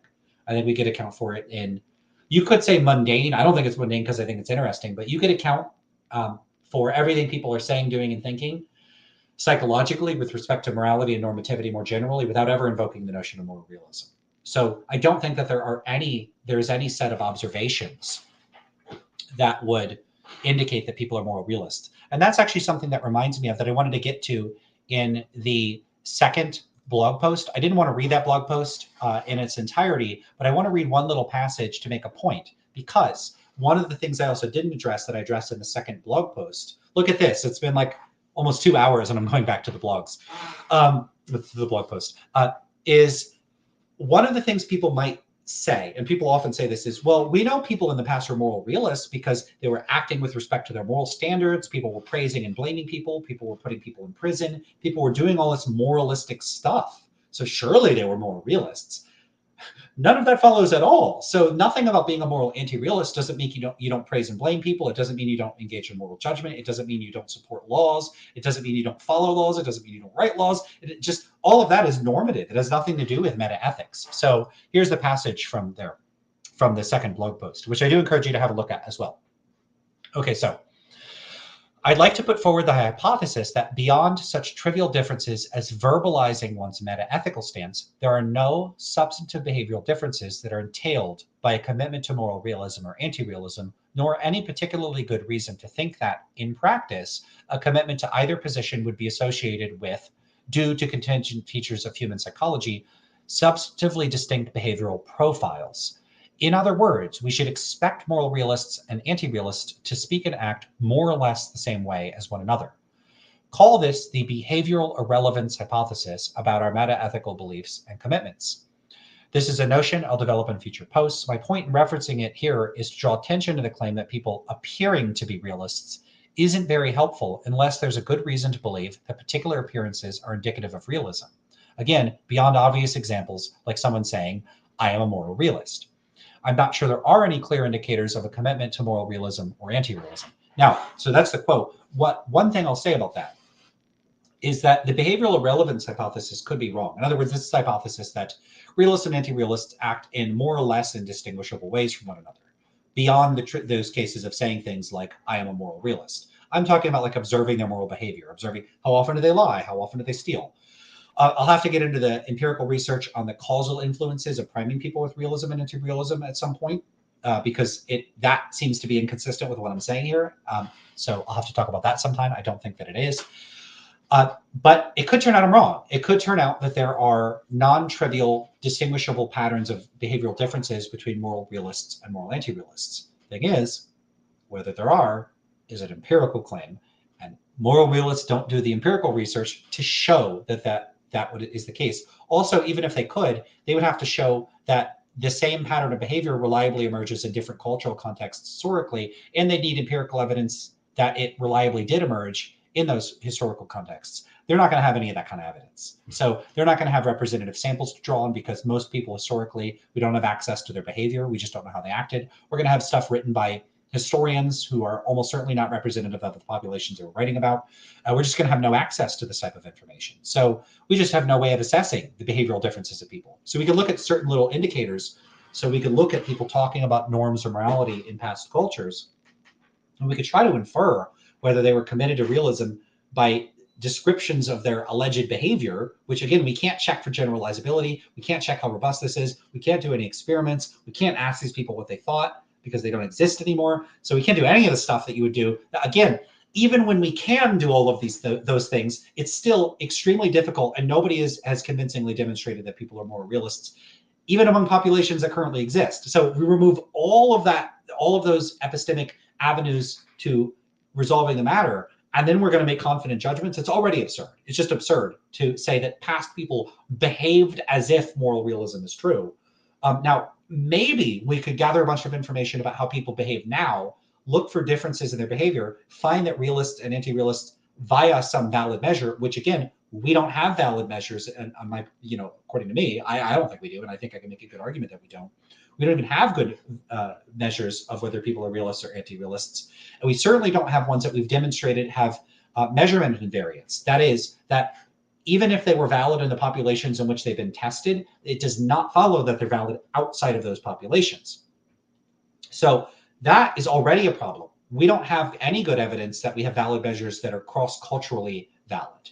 But even if we did, would we have ones that are cross-temporally valid? Would we be able to infer that if we detect behavioral differences in existing populations that distinguish realists from anti-realists, that if we can identify patterns of behavior in the historical record, that we can infer that that is an indication that those people were realists or anti-realists? Well, one, nobody's done this. Two, it'd be extremely difficult, if not impossible, to do this. Three, even if we did, there could still be a question of measurement invariance. We wouldn't know whether the measurements used in existing populations would work in those populations. Four, I very much doubt we're ever going to have valid measures of people's meta-ethical views. Five, even if we did, I think it would be even harder to have them be measurement, like to demonstrate robust measurement invariance for those measures. So the epistemic barriers to demonstrating the kinds of empirical claims that realists make, like everybody in the past acted like a moral realist, no, they don't have anything even 1% of the way towards demonstrating any kind of convincing case for that. I think a big part of this, people will look on the historical record and go, it's obvious. This is just people not, I don't think that they're appreciating how difficult these sorts of empirical questions are. Okay. I heard you talk about constructivism and ethics. What do you think about constructivist ideas? I just consider constructivism effectively anti-realism. So I don't know that we're going to get, if someone wants to say that there are objective facts about which procedures we should use to decide on the first order normative moral standards, I would want to know how they get there. We have to use this procedure. I'm not going to agree with that. And I don't think there'd be a good argument for that. So if there are these certain kinds of realist conceptions of constructivism, maybe certain kinds of Kantian constructivism, I'm just going to reject those because they're not going to have good arguments for the presuppositions behind them. And if they're going to try to argue that if there are these constructed facts that one acquires reasons, normative reasons to act in accordance with them, I'm going to think that elements of their account are going to be unintelligible. If the position is consistent with anti-realism, then I don't really have any huge stake in arguing against it, but it might just be a way of thinking about meta-ethics that I don't find especially appealing or useful. It might not be false, but again, if it's not a realism, I'm not going to care about it. Have you thought about genetic epistemology and Piaget in ethics? I don't know about that. I'm sorry. I can't even attempt to answer that because I don't know about that. Okay. How would a neuroscientist or a psychologist go about studying the phenomenology of realists to see if they're misreporting their seemings or intuitions, or to see if they even have intuitions? Ooh, that is a fantastic question. I really don't know the answer to that. How would they go about? I mean, we might try to use something like Dennett's heterophenomenology, and we might really try to get into really sitting people down and doing some type of digging into their phenomenology. I don't know how reliable those results would be in these cases, and I don't know. Sorry, suddenly hiccups. Let me get a drink. I don't know what exactly we would do. Sorry, I don't know the answer to that.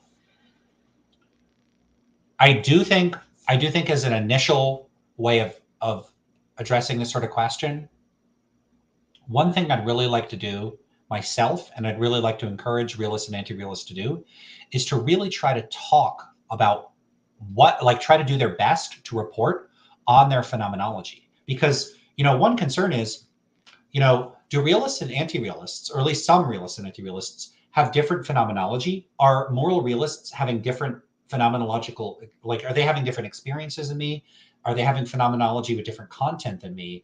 And that content is in some way causing them to report different inferences than me? Or do we have the same kind of phenomenology and we're reaching different conclusions about that phenomenology? Sometimes I think that realists, and this could be true of different people's positions, could even be true of anti-realists, could be true of anybody. So maybe it's not realists in particular, but I think this is common for realists.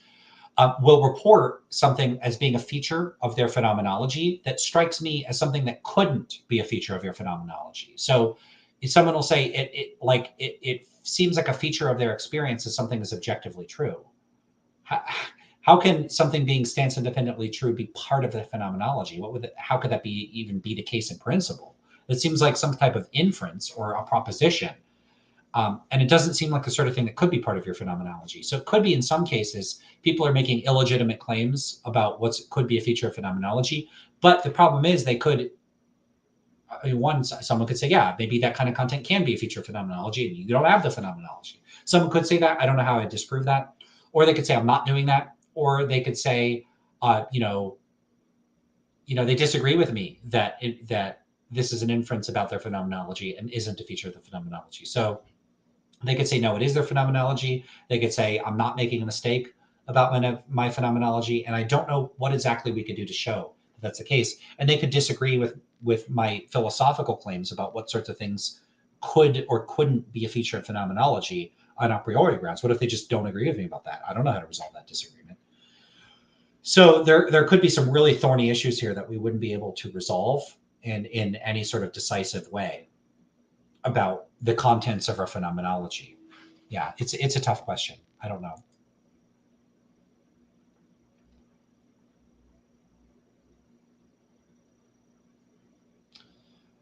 Okay. I think I've gone far enough. I think it's been almost 3 hours, so I'm going to wrap it up here. So thanks everyone that's still around. And like I said, I wanted to pose a question in case, because I really want to encourage people to get a conversation going in the comment section. One of the things that I've given people sometimes as an exercise is for them to give me an account of like a definition of morality, like what is morality? And I'd like to do something similar to that here. So if you don't know of anything else you could come up with to post a comment, I really encourage everybody to post a comment about what you thought of the video, any recommendations for future videos, anything you have to say, comments, criticism, encouragement, whatever it is. But here would be one potential prompt. If you were asked to provide a principal distinction between moral norms and non-moral norms, what would that principal distinction be? In other words, what do you think could distinguish moral norms from non-moral norms? And if that question is too obscure or difficult, just give me a definition of morality. What is morality? I'm curious to hear what people have to say about what morality is. So go with one of those, give an account of a principal distinction between moral and non-moral norms, or give me a definition of morality in the comments. And I'm going to wrap it up there. Thanks everyone for being here. This one went super long. I don't know what compelled me to go so long. I feel like there's so much more I could say about the empirical research, but Also, again, I'll say this: if you like this content, please like, subscribe, hit the notification bell. I'll be doing this every Saturday at 5 p.m. Unless I have to take a break for some reason, I'll announce it. I usually have these scheduled in advance so you could see them. And yeah, okay. So thanks everybody for being here. Oh, and I guess one other thing I'd want to say. Sometimes I'm going to say I don't know the answer to your question. Sometimes I'm not prepared to answer a question. So a lot of philosophical issues, if I sit down and I refresh myself on the relevant distinctions or concepts, I'd be able to form a coherent thought. But it's often difficult to do that in real time. So like, for instance, if I were writing a paper, I'm not going to have too much of an issue with certain sorts of meta-ethical or broader philosophical distinctions. But in real time, sometimes I'm going to make mistakes. I'm sometimes going to forget, or I'm sometimes not going to have a formal definition or knowledge of what I'm talking about on the particular issue off the top of my head. This often comes up because I like to talk about consciousness, and I don't always remember all the theories, distinctions, and positions in philosophy of mind. And I'll just be like, I don't know. But it's the sort of thing where as soon as I read a paper or a description of the distinction, I go, oh yeah, that's right. And then I can talk about it again. So it's kind of like a retrieval issue. So some philosophical issues, I may have knowledge of them that I could report in writing if I were given the time. And in real time, I'm not going to be able to do that. Other cases, I just haven't read the particular stuff, or I just don't remember at all. And so I want to be upfront about that. My particular area of specialization over the past few years, I've been spending years specifically studying moral psychology, methodological issues in psychological research, and a narrow subset of methodological issues at that, and specifically the psychology of meta-ethics. And so I'm fairly fluid in talking about those because I've talked about them so many times. But, and again, this is not to discourage you from asking questions outside of the scope of that, but I'm often going to not be able to respond in real time at all because I may have the knowledge, but I can't provide it in real time. I just don't know. And I feel bad when you post comments or questions and I don't know how to answer the question. But I don't want to BS you and pretend I know answers to questions that I don't know the answer to. And sometimes I'm going to give you botched explanations for things. Sometimes I'm going to say something that's goofy. Sometimes I'm going to say something that's wrong. When I do that, definitely leave a comment. It could be if it's in the live stream and you're in it, feel free to say, hey, correct me on those things. Or, if you really want an answer to something that I may know about, but I'm not able to address it, or I just choose not to. Sometimes I'm just going to choose not. I want to talk about some other thing. Feel free to leave a comment. You could contact me. You could leave a comment on the video. You could, message me, whatever. And I'm happy to do my best to try to respond to that. So I feel kind of goofy because the supervenience thing, I didn't have it. Supervenience is like this term where it's hard for me to rattle off exactly what it is with a formal definition in the way I'm more capable of doing something like non-cognitivism. And it feels silly because it's like a basic distinction in philosophy. And I'm like, but this has happened to me before. I remember I was teaching a class and I was trying to give people an example of, in fact, I can't even remember. So I'll give an example similar to what the problem was. I was trying to give them something like an example of modus ponens and modus tollens. And I couldn't in real time come up with if P then Q, P therefore Q, and then in fact, I'm not sure I can do it now. If P then Q, not Q, therefore not P, something like that. Yeah, whatever. See, I might not even have got the distinction right now. I think I did. But I just couldn't give them this basic logical structure in real time. And it just felt ridiculous. And so sometimes that's going to happen. I'm just going to have a brain fart and not be able to think through a particular distinction, or I might need to go look something up or whatever. And then a lot of stuff I just haven't read. So I've read a whole bunch of papers on the psychology of metaethics. There's not a ton of them. And I've read a bunch of stuff in moral psychology. I've really liked a lot of stuff I've read from Stitch and Mashery and some other people. And then just more broadly in psychology. And I haven't been digging into a lot of work in, for instance, normative ethics and even a lot of metaethics in many, many years. And philosophy of mind especially is an interest of mine that I haven't read almost any in 10 years. And so a lot of that stuff I'm going to be real rusty on. So some of the distinctions I'm just not going to be as fluid on. And I do know that there's people that are more broadly read on philosophical topics, and they're going to be able to address those issues in a broader way. I wish I could do that, but I tend to have this kind of really narrow focus on the particular interests that I have.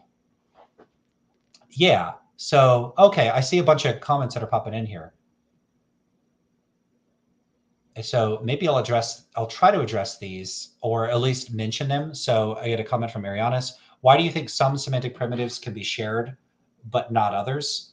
I'm not sure that I think that I don't know exactly what you mean by semantic primitives. So if you're referring to primitive concepts, if you say semantic primitive, I don't know if you're referring to certain types of words or concepts or what exactly. But certain sorts of concepts are philosophers will sometimes call them primitive concepts. And typically what's meant by this is that the concept can't be decomposed into two or more other like component concepts. You could kind of think, I actually prefer a different terminology for this. I would call these something like atomic concepts to preserve that early. Of course, now we know atoms can actually be split up, but atomic, like it's supposed to be uncuttable, indivisible. I prefer the term atomic concept. It's a concept that can't be further subdivided into other concepts. And then you could say something like a compound concept. So a concept that's composed of two or more other concepts. And, there could be these atomic concepts, but I think that the meaning of some sorts of concepts, they're meaningful in the sense that they could be communicated. And I don't think that meaningful concepts must be divisible into other concepts. In other words, I don't think there's like an infinite regress where all of our concepts are composed of other concepts, which are composed of other concepts all the way down forever. That would seem absurd. I mean, maybe that's even, I don't even know. I've never even considered if that's possible. Maybe that's possible. Maybe they all go in a loop. I don't know.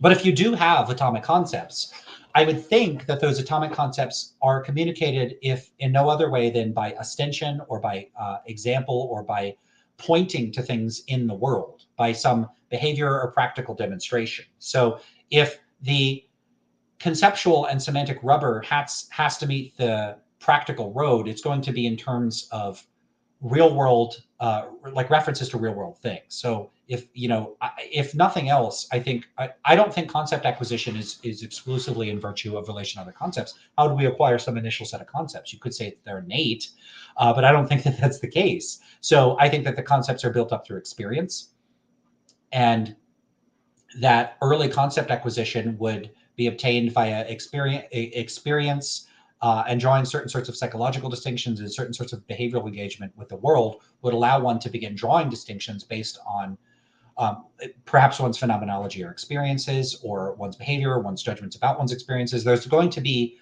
feedback from the world that's going to build up an initial distinguishing repertoire that can then be fed into subsequent concept distinctions. I'm too tired to get into this much here, and I'm also not an expert at concept acquisition. I'm not even a beginner. So there is empirical research on concept acquisition, and part of the thing about philosophers talking about primitive concepts is I think that in my discussions with people that will say, I'll ask someone, what do you mean by a stance-independent moral concept? And they might say, oh, well, it's irreducibly normative. And then I say, what do they mean by that? Oh, no, it's a primitive concept.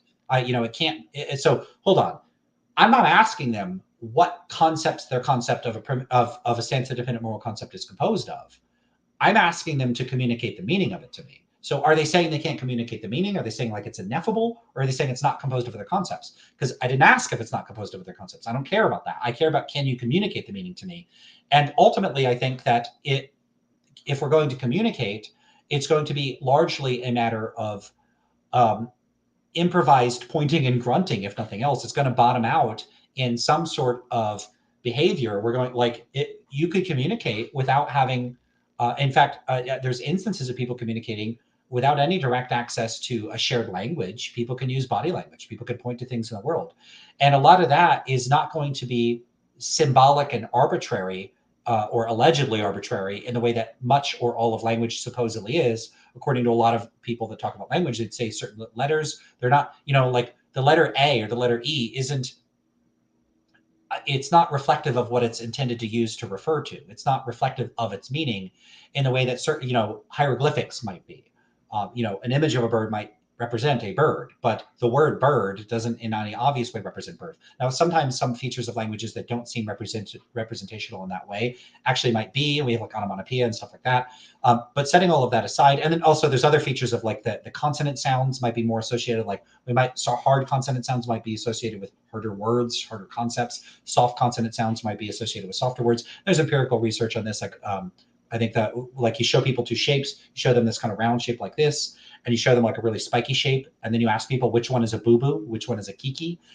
Think about that for a second. Is it the spiky one or the round one? I don't have images up to show you, Most people are going to associate the spiky image with Kiki and the round one with Boo Boo. And you might think that there's a relation between the sound B and round things and Kiki and the sharp things.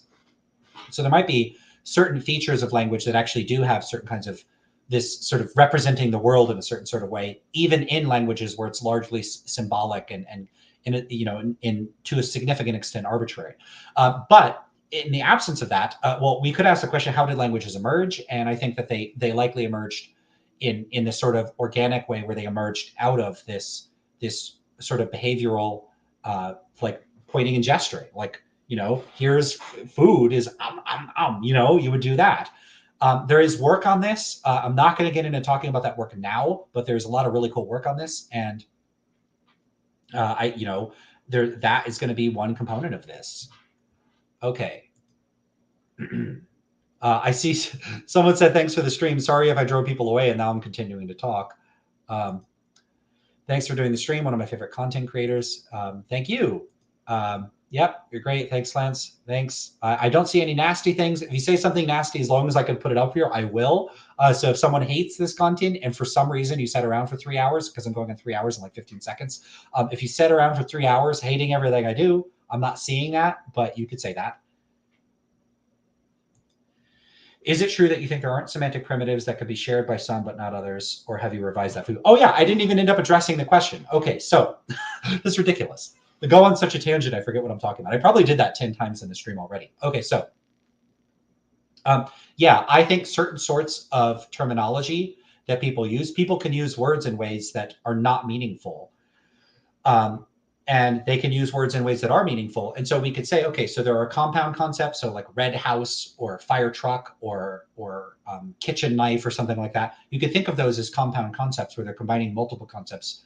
And then you can think of more atomic concepts, and maybe there are some of these primitives. Now, even if there are primitive concepts, I think that it's important to figure out which ones are like genuine primitive concepts and which ones are meaningless. There can certainly be meaningless nonsense, like terms people are using that they're like saying, hey, I'm using this concept flubadoob, and flubadoob refers to this concept, the concept of a flubadoob. And hey, trust me, it's meaningful. And it could just not mean anything. I'm not referring to anything. It doesn't refer. It's just meaningless. It's nonsense. People can say meaningless stuff. Now, the problem is when philosophers are reporting a particular concept, let's say irreducibly normative reasons or just normative reasons, and you ask them what that means and they say it's primitive. Okay, well, okay, so are they saying it's not composed of other concepts? Okay, that's not what's being asked. I'm asking if it's meaningful. And so I think in some cases the answer is going to be no. In the case of normative reasons, I think the answer is no. I don't think that they're meaningful. I don't think it means anything. It's like someone saying square circle or shlubadoob. If the concept in question is eternally contradictory, I don't think it's meaningful. Now you could say, oh, but isn't it meaningful? But it's a conjunction of two meaningful things that taken together are not meaningful, or something like that, or can't be true, or whatever. That I would have to finesse exactly what I mean by meaningful and why I don't think it's meaningful. So setting that aside, someone could just not have any content at all to the concept. Like it just blah, blah, blah, it doesn't mean anything. It's just gibberish. And so sometimes when people, here's the problem.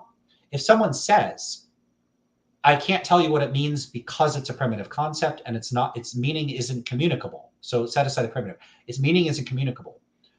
How do we know if the concept is meaningful or not? To me, it's not at all obvious how to know whether it's meaningful or not. And I don't think it's entirely on me to show that the concept isn't meaningful. Why can't the person that has the concept communicate it to me? They're saying it's incommunicable. Why is it incommunicable? So what I might propose isn't, I'm not proposing that there are no concepts that can't be further subdivided into other concepts. I'm not saying that. Maybe there are. I'm agnostic on that. I just don't know. So there could be these atomic concepts. Those could exist. I'm not convinced that there are, but maybe there are. It seems in fact, it seems plausible. Whatever. What I'm not convinced of is that there are ineffable or incommunicable concepts, the meaning of which could not be communicated in principle or could not be communicated under some reasonable guidelines in practice. So perhaps there are concepts that could only be communicated through body language, and it could be that aliens from another world are trying to communicate with us through radio waves, and they can't use the proper body language to convey the concept. Fine, whatever. Then that's just not communicable given certain constraints. But Are there ones that are not communicable through any physical demonstration and practice? I'm not convinced that there are. I'm not convinced that there could be incommunicable concepts that are still meaningful. And so if philosophers are going to point to incommunicable concepts, how do we distinguish instances in which the concept is incommunicable from the concept from considerations or situations in which it's meaningless? I don't know, and I don't think anybody's provided a reasonable account of how to distinguish the concepts. And this is part of what's at root to of the problem of why I think some of the concepts that philosophers use, like qualia or phenomenal states or irreducibly normative reasons or whatever categorical reasons, are meaningless. Now, one thing to keep in mind, one could say, by these terms, I stipulate such and such a meaning, and that meaning is intelligible, and then their use of the term is intelligible. I'm not talking about like the fact that you could use words to mean anything, and you could always just choose to use them to mean something meaningful. I'm talking about instances in which they say, no, that's not what I mean. I'm using the term to refer to this other thing that I can't communicate to you. I can't tell you what it means. How do I know it's intelligible? How do I know it's meaningful? At the very least, what I could say about normative reasons and other sorts of concepts that philosophers employ is, I don't know the meaning of the concept. And one other concern I would have is, how do they know that they're using the same concepts as one another if they can't communicate the meaning? Now, they might say they use them in the same sorts of ways, but then I'm going to ask, okay, what sorts of ways are you using them such that we can, in practice, distinguish those usages from usages in which you're not employing the concept that aren't reducible merely to using the terms or using them in a web of terminology, which also includes other allegedly primitive or incommunicable concepts. So I recently wrote another blog post where I talk about this in greater detail. So let me pin the content of that here. And that has to do with the argument from psychophysical harmony. So I'm going to post that here.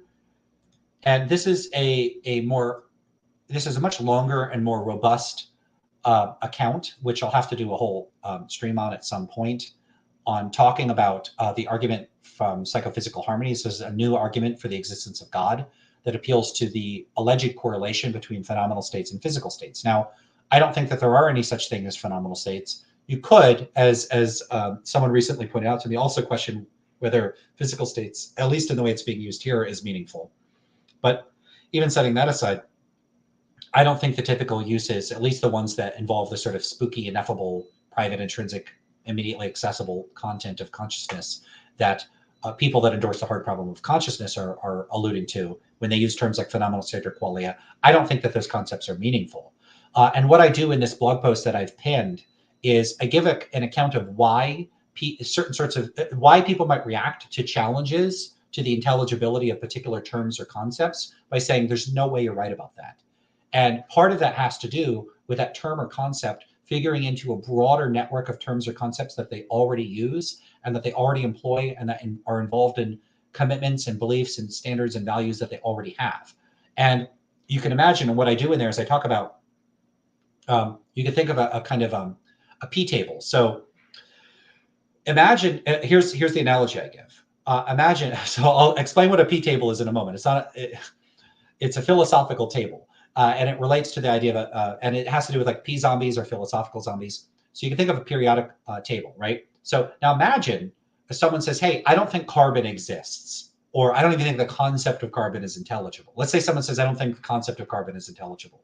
Now, if someone says that, they might start making all these challenges to the intelligibility of the concept of carbon, you might think this is ridiculous. Of course, carbon is intelligible, but let's say they have really good arguments. Well, what would have to be true for the concept of carbon to be unintelligible, or for there to be no such thing as carbon? Well, it wouldn't just be that your concept of carbon would be unintelligible. Carbon figures into the periodic table. I think it's atomic number 6. So there's 6 protons in the nucleus of a carbon atom. Can someone confirm that? I don't remember off the top of my head.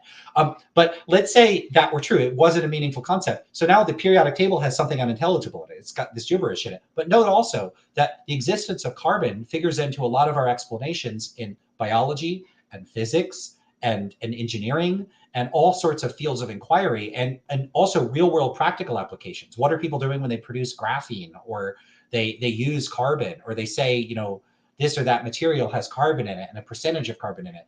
What are they doing in all of these cases if the concept of carbon isn't even intelligible, or the existence, like carbon doesn't exist?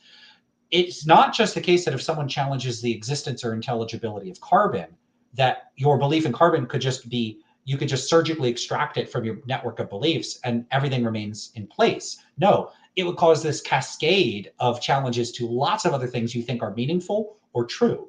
All sorts of things that you are like, what, a diamond's not exist? Do pencils not exist? Don't they have graphite in them? Isn't that composed of carbon? All sorts of things. Well, carbonized steel, lots of things that you think are the case. Doesn't our body have a lot of carbon in it? Aren't we a carbon-based life form? Didn't you learn about carbon in organic chemistry? And isn't it really important for all these compounds and molecular, like all these sorts of like chemical interactions and stuff? Apparently not. Apparently all of that is wrong. And so your reaction to someone challenging the intelligibility or existence of carbon might be to say, if I had to drop that belief, I'd have to drop all of these other beliefs. And now I have to ask myself, what is more plausible? That your challenges to the existence of carbon, even if they seem superficially compelling, are correct and carbon isn't intelligible or doesn't exist, or all of these other beliefs are wrong or gibberish, all these other things. And all of that would cascade through your network of beliefs in a way that would be absolutely catastrophic. And so when you're presented with a modus ponens form of an argument against the existence of carbons, you might just modus tollens where someone else modus ponens. In other words, you might look at their conclusion and say the conclusion can't be right. It's a self-inflicted reductio ad absurdum, where if your conclusion is carbon is like the concept of carbon is nonsense or carbon doesn't exist, there's got to be something wrong in your premises somewhere. It's got to be, and that would be a completely reasonable conclusion. Now, if I come along and I say your concept of a stance-independent moral fact, or your concept of a reason, or your concept of qualia is literally nonsense, or I make a more modest claim and I say it doesn't exist, it's intelligible, but I don't think there is anything like that. You could say, okay, well, how would I understand anything without consciousness? Consciousness is the way in which I interface with the world, is the thing that I'm most certain of. If that's not true, how could anything else? Like you might point to the epistemic considerations that you use to form any of your beliefs and say, look, the epistemic standards that I use to form my beliefs, consciousness is the thing that I put right at the tippy top as the thing I'm most confident about. So if you're going to knock that down, everything else goes with it. And in the same way as a periodic table, the same way carbon, the non-existence of carbon threatens the entire periodic table, and then you might respond to someone threatening the entire periodic table. It could also be the same with threatening the intelligibility of certain philosophical concepts or the existence of the concepts to which they purportedly refer. So what can happen? Well, let's suppose that the concept in question, like qualia or like a normative reason, is in fact literally nonsense. Well, now suppose that this nonsense is, we have a philosophical table, just like the periodic table. It's just like carbon, and it's in a broader network of other concepts. We could look at your whole philosophical table of beliefs and commitments. Now, let's suppose that your p carbon, which is philosophical carbon, let's say it is in fact meaningless or doesn't exist. Let's go with meaningless just to simplify. So it's totally meaningless. It doesn't mean anything.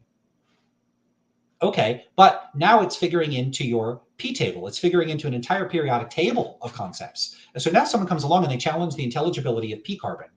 And you have to consider, okay, if let's say it was just by itself, you might say, okay, yeah, I'll drop P carbon. It's nonsense. I wasn't thinking clearly. It's not a meaningful concept. Everything else I believe and think is intact, philosophically speaking.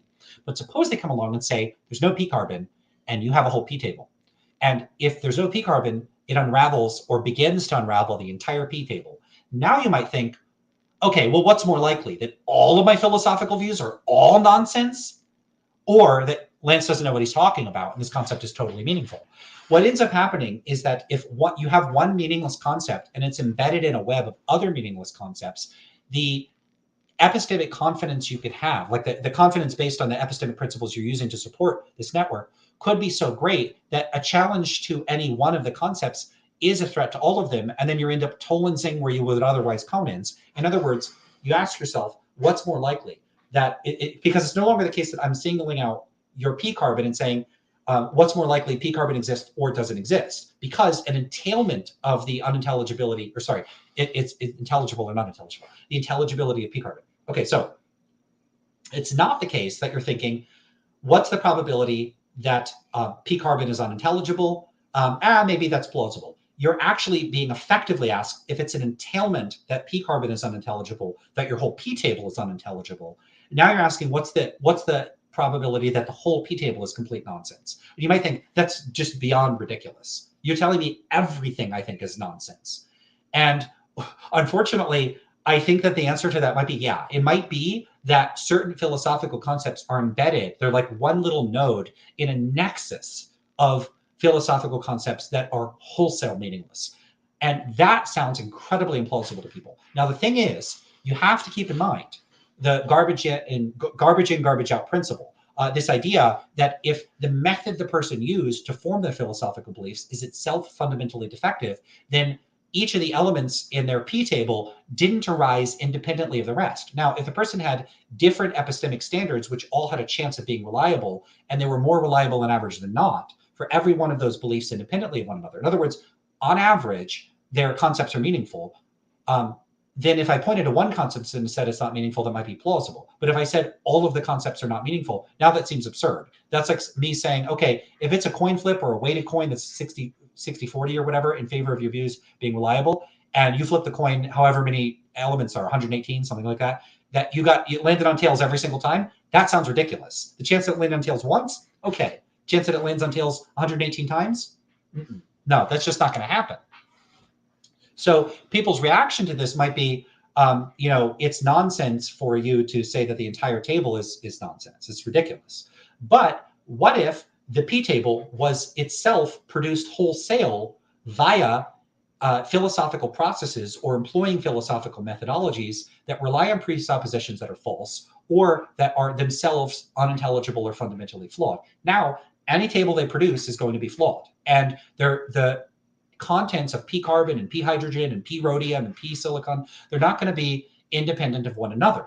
They are all going to be due to the underlying problems. And that is, in fact, what I'm proposing is at the heart of the methodological problems with contemporary analytic philosophy. I think contemporary analytic philosophy relies on a flawed methodology for how we think about terms and concepts. I think it relies on mistaken views about, and this isn't true of literally every single analytic philosopher or literally every single issue within analytic philosophy. I think that the devastation that is wrought once we pluck out P carbon damages much of the P table, but not the whole thing. So it might be we lose most of our elements, but not all of them. Anyway, so I think that it's largely a result of flawed methods and flawed philosophical presuppositions that cause a non-independent cascade of problems that all have a common source. And so it's not the case that I'm saying independently each one of your P elements is mistaken independently of one another. I'm saying the method you use to produce the table is flawed. And so there's only one thing I'm really pointing to, which is the method. And that sort of narrows the probability space. So we're not talking about someone flipping a coin 118 times and it landing on tails every time. We could say that they flipped a coin on which method to use. The method was bad. And once they used that bad method, they ended up producing an entire, 100 whatever item P table where the whole table is messed up as a product, or most of it. Could be some of it is right by chance, and it could be that the philosophical methods employed frequently within contemporary analytic philosophy, they're not like totally not truth tracking or totally useless. It's just that they're severely flawed and they're not as reliable as the people using them think that they are. Okay, I'm going way over when I said I was going to go, but I wanted to address that question. And yeah, definitely take a look at that. I have a third post coming out about psychophysical harmony as well. All right, let's see what else we got here. Oh, cool. Majesty of Reason. Hey, I don't know if you're still around, but I'm glad that you popped into the stream. All right, fair enough. If I recall correctly, you take compound concepts to be internal. I'm not sure what you mean by internal in this context. I'm sorry, and that was like 20 minutes ago because I did a whole thing. So I don't know quite what you mean by that. This is probably something where at some point we should just have a discussion about this to hash out some of these things. The other thing I should say is this is like my stuff I'm saying about concepts is stuff that it's like me reasoning and thinking about this without having read much in the way of the philosophical literature. Of course, it's a little ironic if I just said I think most of the literature is wrong, but I still think that philosophical literatures can provide us with a lot of terms and concepts and distinctions that are super duper mega useful. Even if I end up not endorsing positions within that framework.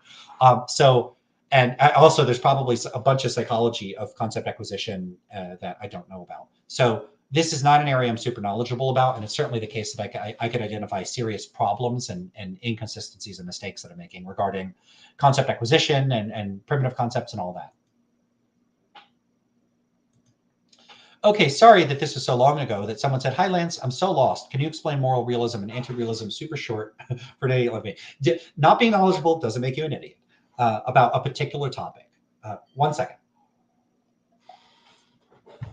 Okay. So moral realism is the view that there are stance-independent moral facts. That means that there's facts about what's morally right or wrong, or good or bad, that are not made true by the attitudes, values, or preferences, or standards, or anything of any person or any group. Whatever it is that makes them true, that can differ, but their truth is not grounded in or made true by values or preferences or other sorts of attitudes or mental states. That doesn't directly tell you what does make them true. But moral realism, there's two different kinds, two major kinds. Of course, these can be subdivided further. Moral naturalists will try to identify the stance-independent moral facts with certain kinds of natural facts. And they're going to have certain sorts of advantages. One advantage would be insofar as you're inclined towards naturalism, if you could render moral realism consistent with naturalism, that's a great thing. You don't have to give up your naturalism. Otherwise, you have to give up the naturalism. It's not consistent to be a non-naturalist realist and a naturalist, obviously, pretty much by definition. Non-naturalists are not satisfied by that. They don't think that morality can be reduced to or described in terms of any particular account like that. They're going to appeal a lot of times to something like Moore's open question argument, although there's problems with that. They might appeal to other sorts of considerations. So morality might seem sui generis to them. It just might not be the sort of thing that they think could be naturalized for whatever reasons that they think that. And I don't know all those reasons. It's going to differ from one non-naturalist to another, and they might have some sort of prepared responses. I just don't know or don't remember or whatever. One thing to keep in mind is if I don't endorse a view, I'm not always going to be able to represent that view as well as proponents of that view. Okay, so sorry, I'm making this super complicated already. I'm so sorry. If this isn't helpful, let me know. So let me try to back it up and simplify it. So what the non-naturalist realist is going to say is, look, there just are these facts about what you should or shouldn't do. And those facts, they give you reasons why you shouldn't do them. So like you shouldn't murder people. And what that means, you ought not murder. It's bad for you to murder. Don't murder. Like you really shouldn't. And it's true that you shouldn't do it. And so there's these certain sorts of normative facts that are themselves true. And they're not reducible to just some descriptive fact. They're irreducibly normative. They really tell you what you should do. And they may say that they have a certain kind of authoritative force over you, that there's a certain sort of compulsory sense in which you ought or must comply with these, in some sort of unconditional or categorical sense. So that's what they're talking about. And an anti-realist just says, yeah, there's nothing like that for a variety of reasons. Now, the sort of canonical distinctions that you'll see in the meta-ethical literature, it would be the naturalism and non-naturalism. So naturalist might say something like moral facts are facts about what increases or decreases well-being. And so there are natural facts about that. So there's moral facts, these stance-independent moral facts. The non-naturalist wouldn't say that. They might be a particularist. They might endorse utilitarianism or deontology. They can endorse any normative theory.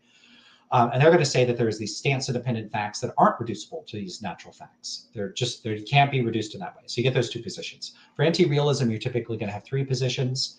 And all three of these positions typically make some kind of semantic claim about the meaning of moral claims. So non-cognitivists say moral claims aren't even in the business of saying anything true or false. There are no moral facts.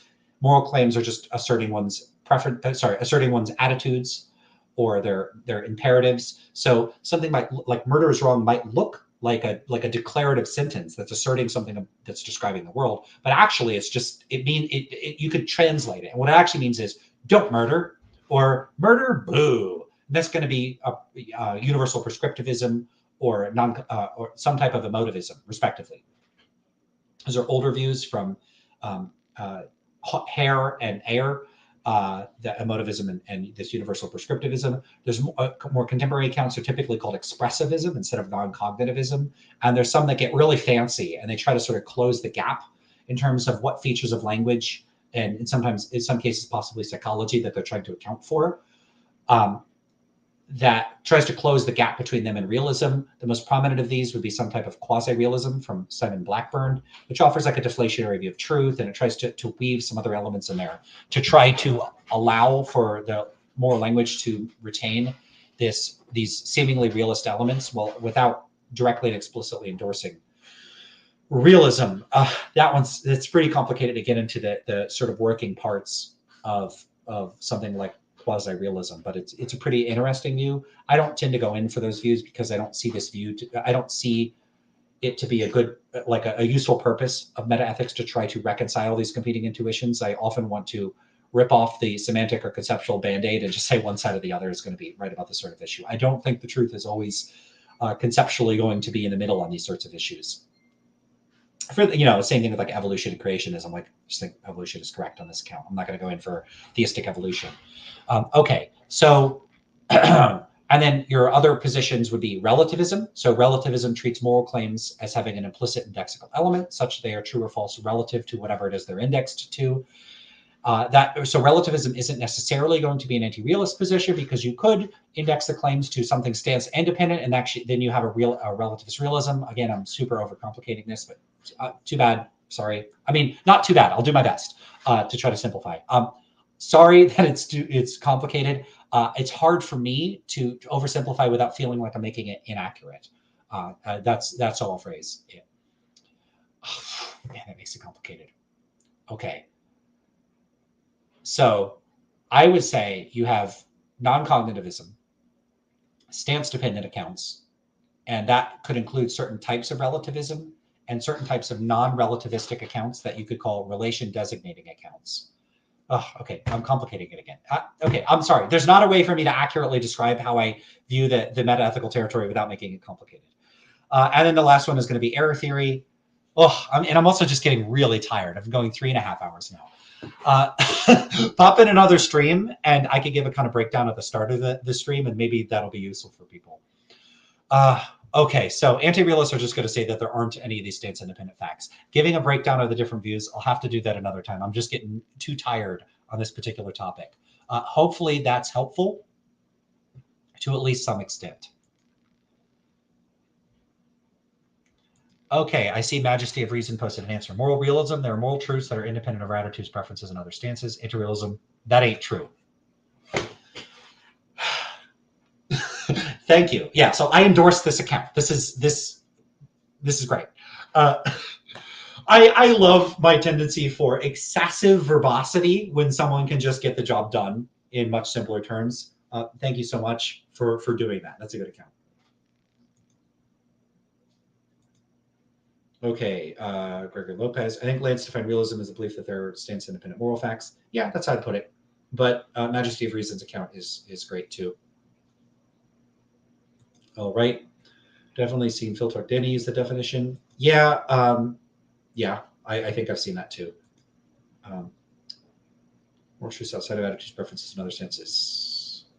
Let's see. Sorry, now I was just posting. I'm getting so tired. I'm just like clicking show without even looking. Let me look 1 second.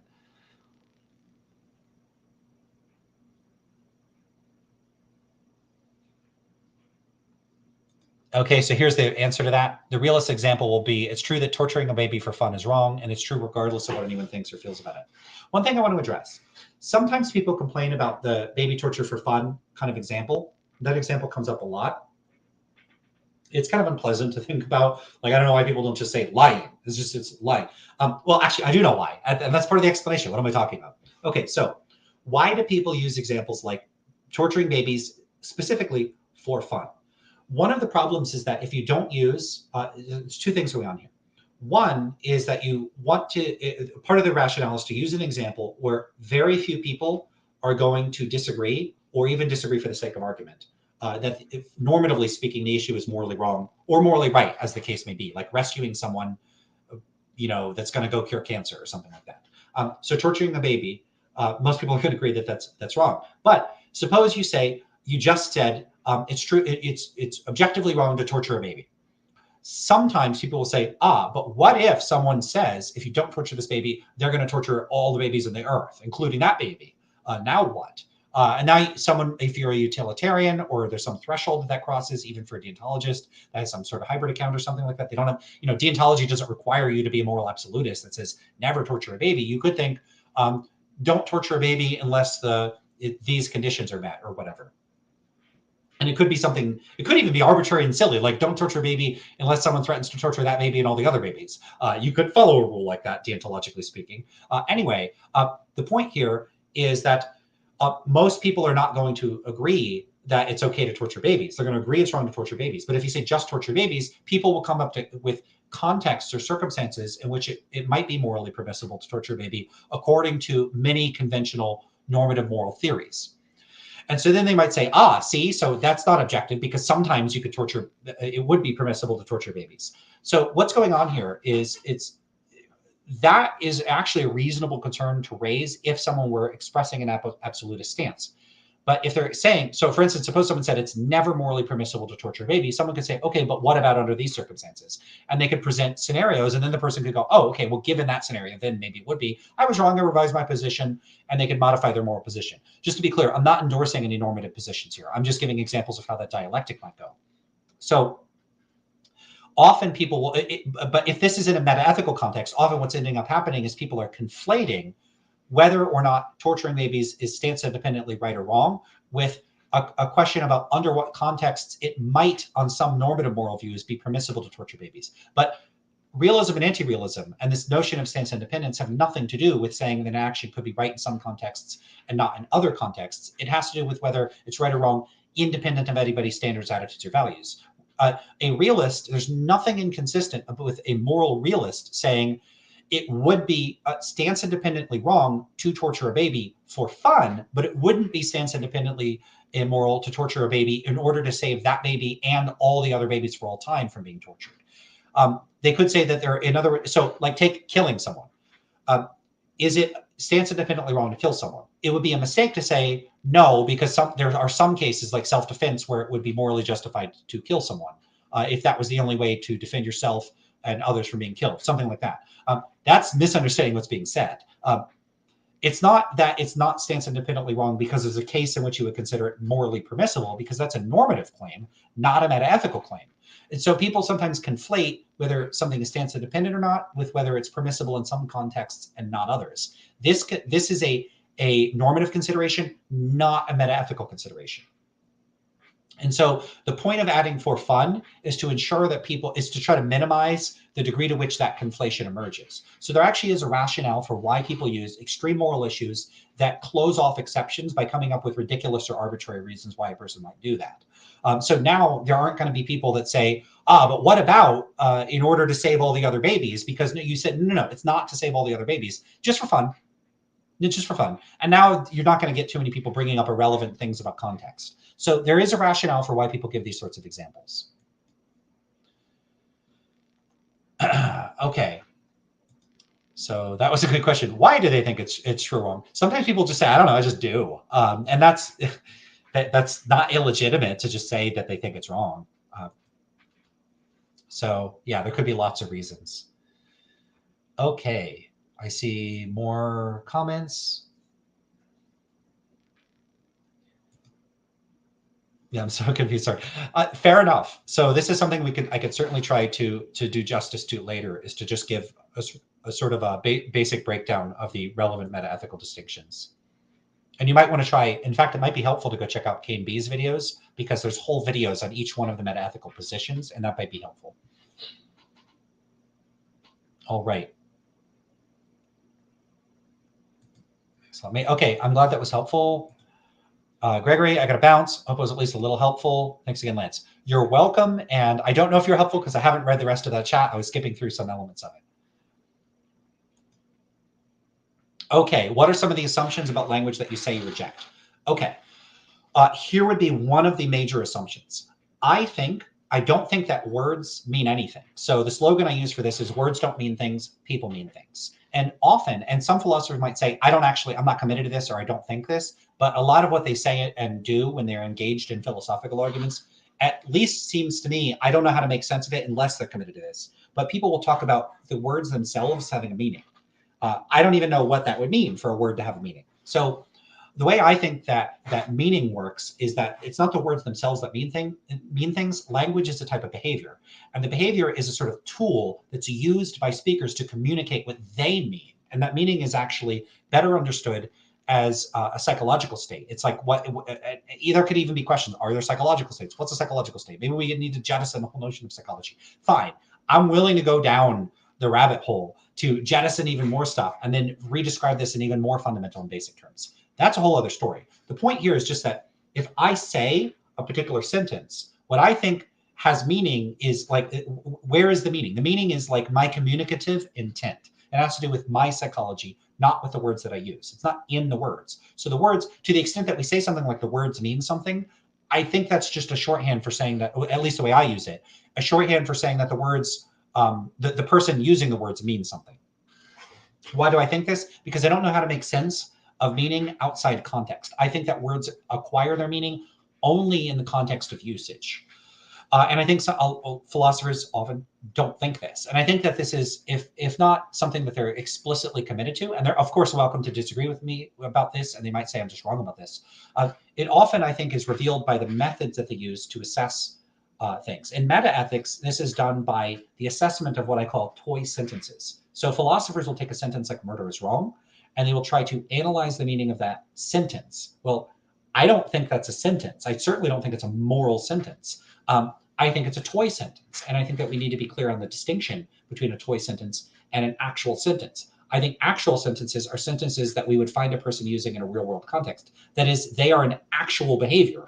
So in order to find an actual instance of a moral sentence, we would need to find a person out there actually saying in the midst of a context where it's not elliptical, it's like intended as an act to express a moral judgment, or whatever it is it's intended to express, a moral attitude or feeling or imperative or whatever it turns out it's intended to express.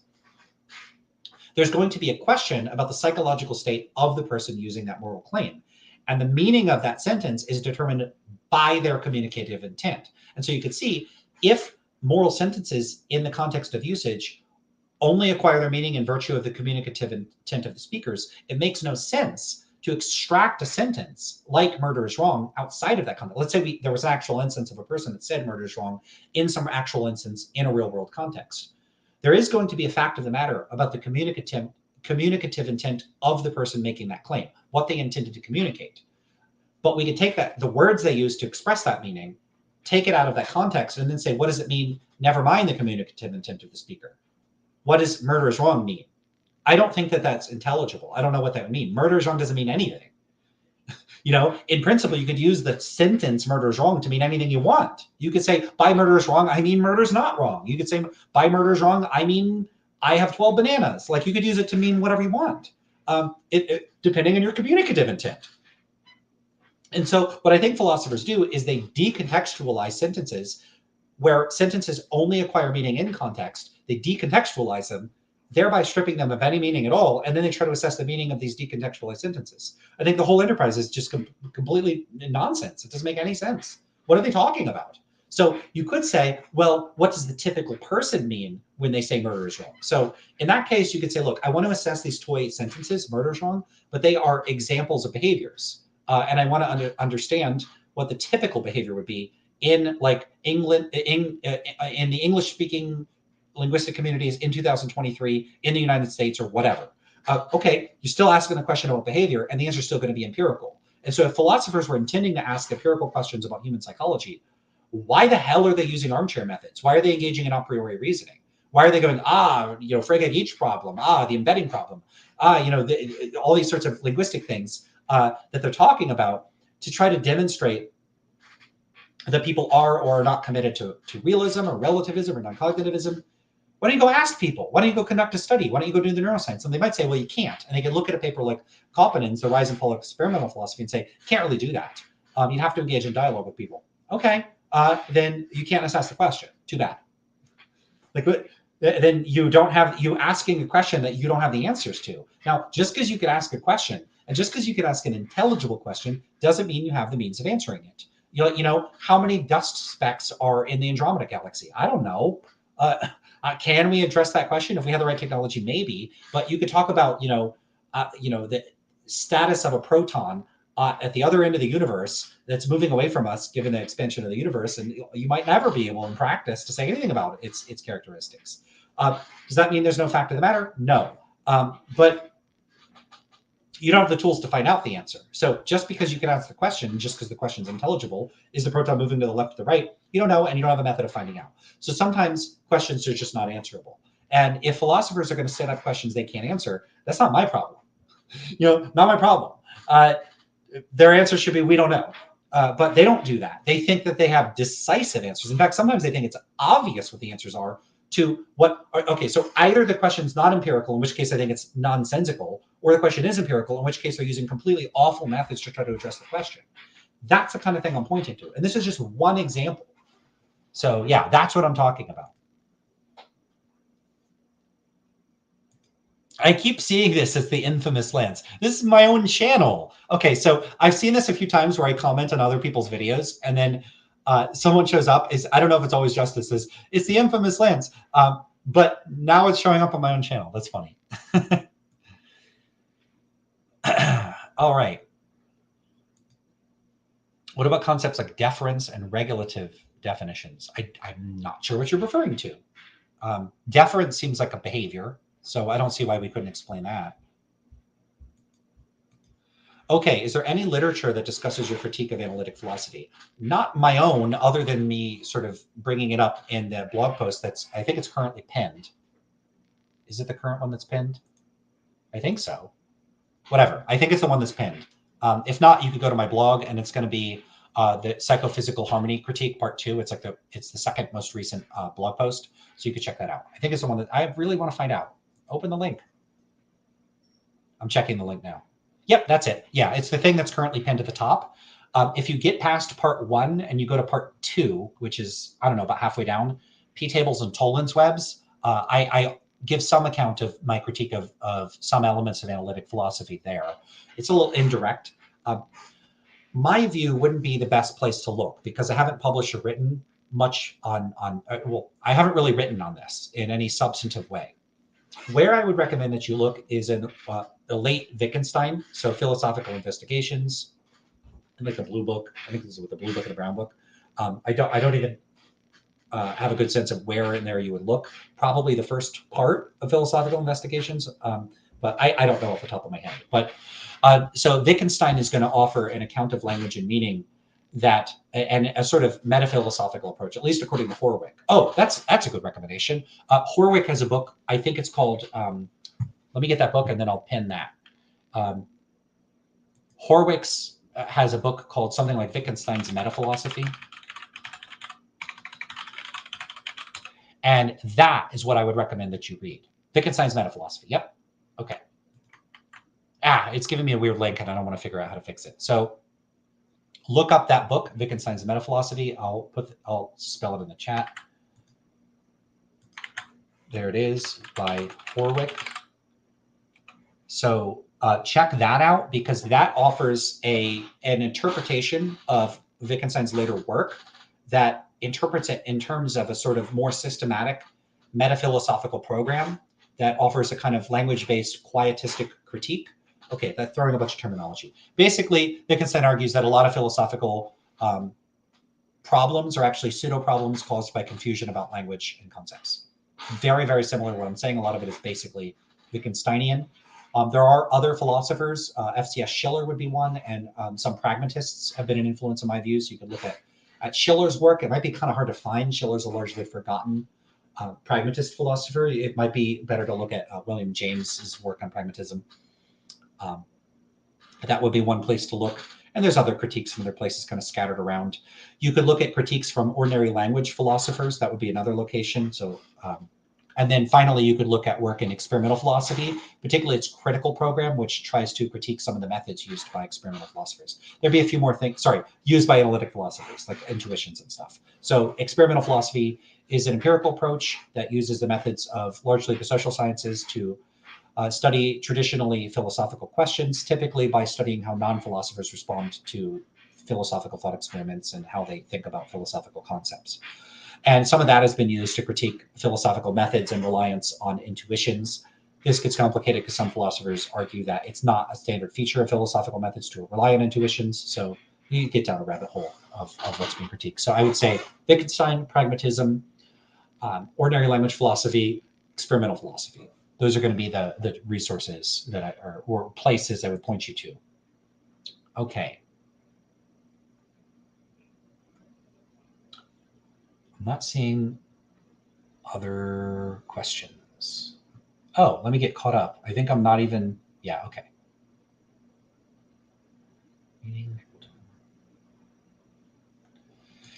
Yeah, okay, sentences don't have meaning. People do a great line. I'll have to think more about it.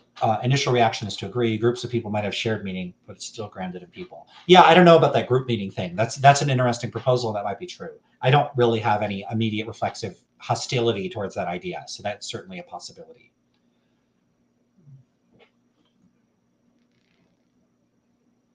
Okay.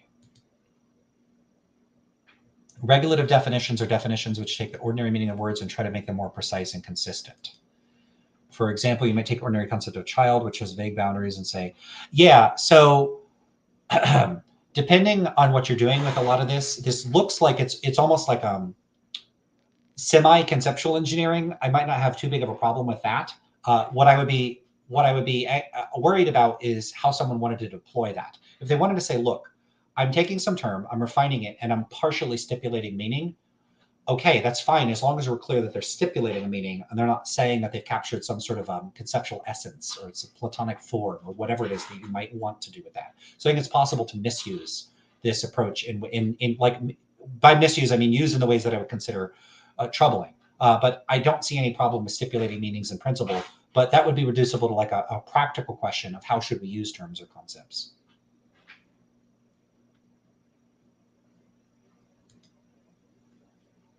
How would you respond to this counterexample to meaning set by speaker? Water is H2O. People who didn't know that water is H2O unintentionally refer to H2O when they speak of water. Yeah, we would have to get into like theories of reference and stuff. That's probably too much for me at approaching 4 hours. It's a good question, but it's a question for another time. I'm not even going to attempt to start on that because I know that I'll go into some giant ramble and I wouldn't do a good job of addressing it now when I'm super exhausted. Okay. Yeah, I don't know if you're reading the paper or not. I didn't think that the paper was too difficult to like. It looks to me like a pretty mainstream philosophical paper, so I don't have that reaction.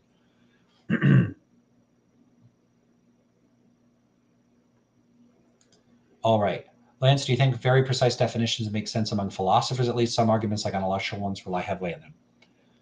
I often think a lot of these arguments don't have very precise definitions, so I'm not sure.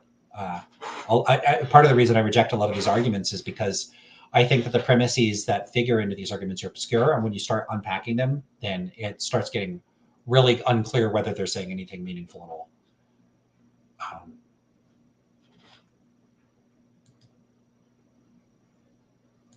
Yeah, I am going to have to wrap it up here. I can barely think, and I haven't. I need to eat. I didn't even finish my cheesecake, by the way. It's still here. Most of it I didn't finish.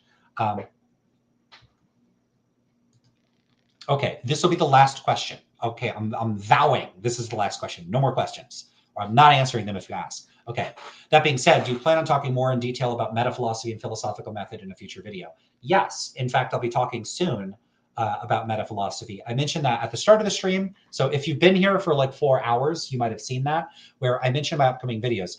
You can actually see them scheduled. You could see the ones that are upcoming.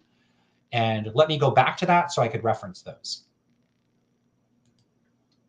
And so my wife created the template for these, the thumbnails. I'm really happy with the thumbnails, but she created a template. So that's pretty much entirely attributable to her. So thank you to her for creating those. So I think some of them are kind of fun. Okay, so the next one coming up is phenomenal conservatism and epistemic blank check. And I'll be talking about what is my own, like, whatever. It's kind of weird and pretentious to have your own favorite blog post, but it's my favorite blog post. It's the one I think I might have, I don't know. I think the writing came out a little better than a lot of the other ones. A lot of stuff I just dash off, like, here's a thought, and I just write in my standard style. So the next one I'm going to be talking about is phenomenal conservatism. That's metaphilosophical. So the very next week, I'm talking more metaphilosophy. The week after that, I'm talking about anti-realism. I'll probably get into metaphilosophy again a bit, but it's more about metaethics. And of course, metaphilosophy is woven into that. And then the one after that, philosophy, psychology, with a sample size of 1. And that's going to be metaphilosophy again. So in fact, in the next 3 weeks, 2 out of the 3 are more metaphilosophy focused. I'm trying to shift away from always talking about realism. Of course, I'll be getting back into realism in the future. And of course, realism is going to keep coming up throughout these conversations. Like phenomenal conservatism, I'm probably going to pitch that with examples in terms of realism and metaethics more generally. But yeah, the metaphilosophy is going to get woven into this stuff more with time. Okay, thanks so much, everyone, for being here. I'm going to close it out before I feel tempted to keep talking. So like, subscribe, hit the notification bell. And again, I had also mentioned to, and I'll close out here in case, other people pop in and they look at the end of the conversation. I gave people prompts for the comments. I really want to get people in the comments talking to one another. I think sometimes keep the conversations, they're civil, don't be nasty to each other. Anyway, so I give 2 prompts that you could go with.